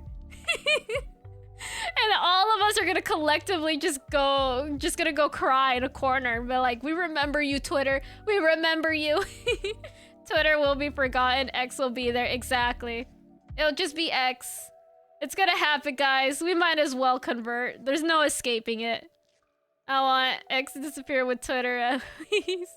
I know. I feel you. I understand. Oh no. Elon's still in trouble because Facebook owns the trademark for X? Really? I had no idea about that. That's interesting. I never knew about that. Oh, I want to look that up now. I want to know why. Do you know why, Sticks? How long have they had it? Hello, welcome to the stream, Wither Dragon. Hello. Hope you're doing well. We're just chatting now. I just finished my calligraphy stream, so now we're just chatting. Just, you know, doing a little Zatsudan here and there. I hope you're doing well. What are people saying when they send tweets now? What do they call it? I watched the short from Pirate Software. Like, he's a wonderful creator, and I remember someone asked him that, and he said something like, it's gonna be like a... I don't remember the exact, but people were asking, like, is it gonna be like a zeet? Is it gonna, instead of a tweet? Is it gonna be a zet? Yeah, I don't know, man. I don't know what's gonna be called. A trademark for X. Oh, no. I can't, you know, maybe it's just a logo? I don't know. I don't know. I don't even know how you would trademark an X. It's gonna be a Z. Oh, it's gonna be a Z. It's a Z. It's a Z, guys. It's a zweet. It's a zeet. It's a Z. It's gonna be a Zwitter. This person sent me a Z. Someone sent me an XZ. An XZ. I'm nuking the internet. It's okay. We'll everyone who's normal will hide into you, Sticks. We'll hide in your fridge center. I exited you. Reactor critical time. I know, it's gonna be interesting, guys. I know. Maybe we'll get an official statement from X about what we should call tweets now. Maybe one day they'll figure it out. It's gonna be crazy, man. Man, it's just I'll help you with that. Oh, the internet's just gonna zap out of existence. I know it's painful, guys. I know, but it's okay. I'm buying a uranium to make a nuke. For legal reasons, you are joking, right? Right? Otherwise, the FBI agent currently watching your computer right now is dabbing his forehead. He's a little nervous. He's about to press that button. Send in the SWAT team. I almost said squat team. Imagine a bunch of FBI agents just squatting all over to you. Hi, FBI. Hello, FBI agent currently watching the stream. We are currently joking. We are not totally gonna nuke the internet. We are just chatting. Squat team. Exactly, the squat team. Guys, you guys want to start a squat team together? We're gonna be very fit and intimidating. Wouldn't you be very intimidating by a line of people just squatting slowly towards you? That I would watch that movie. I totally would. I'm pretty sure I'm still on the watch list anyway. God damn. Knock, knock, hold on. Someone at my door. FBI, open up. Squats the door to oblivion. Exactly. The squat team's here. FBI, open up. Squat team, open up. There was a dude that bought millions of smoke detector for uranium in the... I heard about that, though I forgot the specific details as to why they did, but I did hear about that. Security clearances are a biche. Yeah, War Buddies told me. Man, that's crazy. You have to renew them, like, constantly, don't you? I would totally be intimidated by a squat team. Oh my gosh. But I forgot what the person wanted to use the uranium for. Like, were they trying to just do it like an experiment, or were they doing something illegal? I don't remember. But I did hear about it. I don't remember if I watched anything about it. Depends on the clearance. Yeah, that's fair. That makes sense to me. That man. I think like he wanted to make a bomb, I'm sure. I know, it sounds like it. With that much uranium. But like, I know this might sound really dumb, but what exactly does uranium do? It's highly reactive. What else? Okay. Yeah, that honestly, that explains my question. Probably nuke the... No, I'm not gonna read that out loud just in case. Oh my god, just in case I get nuked. No. I can't, man. I can't. Oh, but I think it's time that I end stream, though, because I gotta go soon, and I'm really hungry. I'm starving. You try to get Kame swatted for reading this? That's what I feel like. I feel like if I don't end now, I'm about to hear a knock on my door. I'm about to get arrested for sure, and I'm gonna blame you guys. I'm taking you down with me. And remember, snitches get stitches.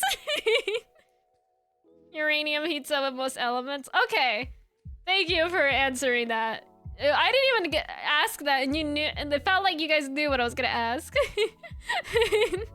So good luck with that. Damn.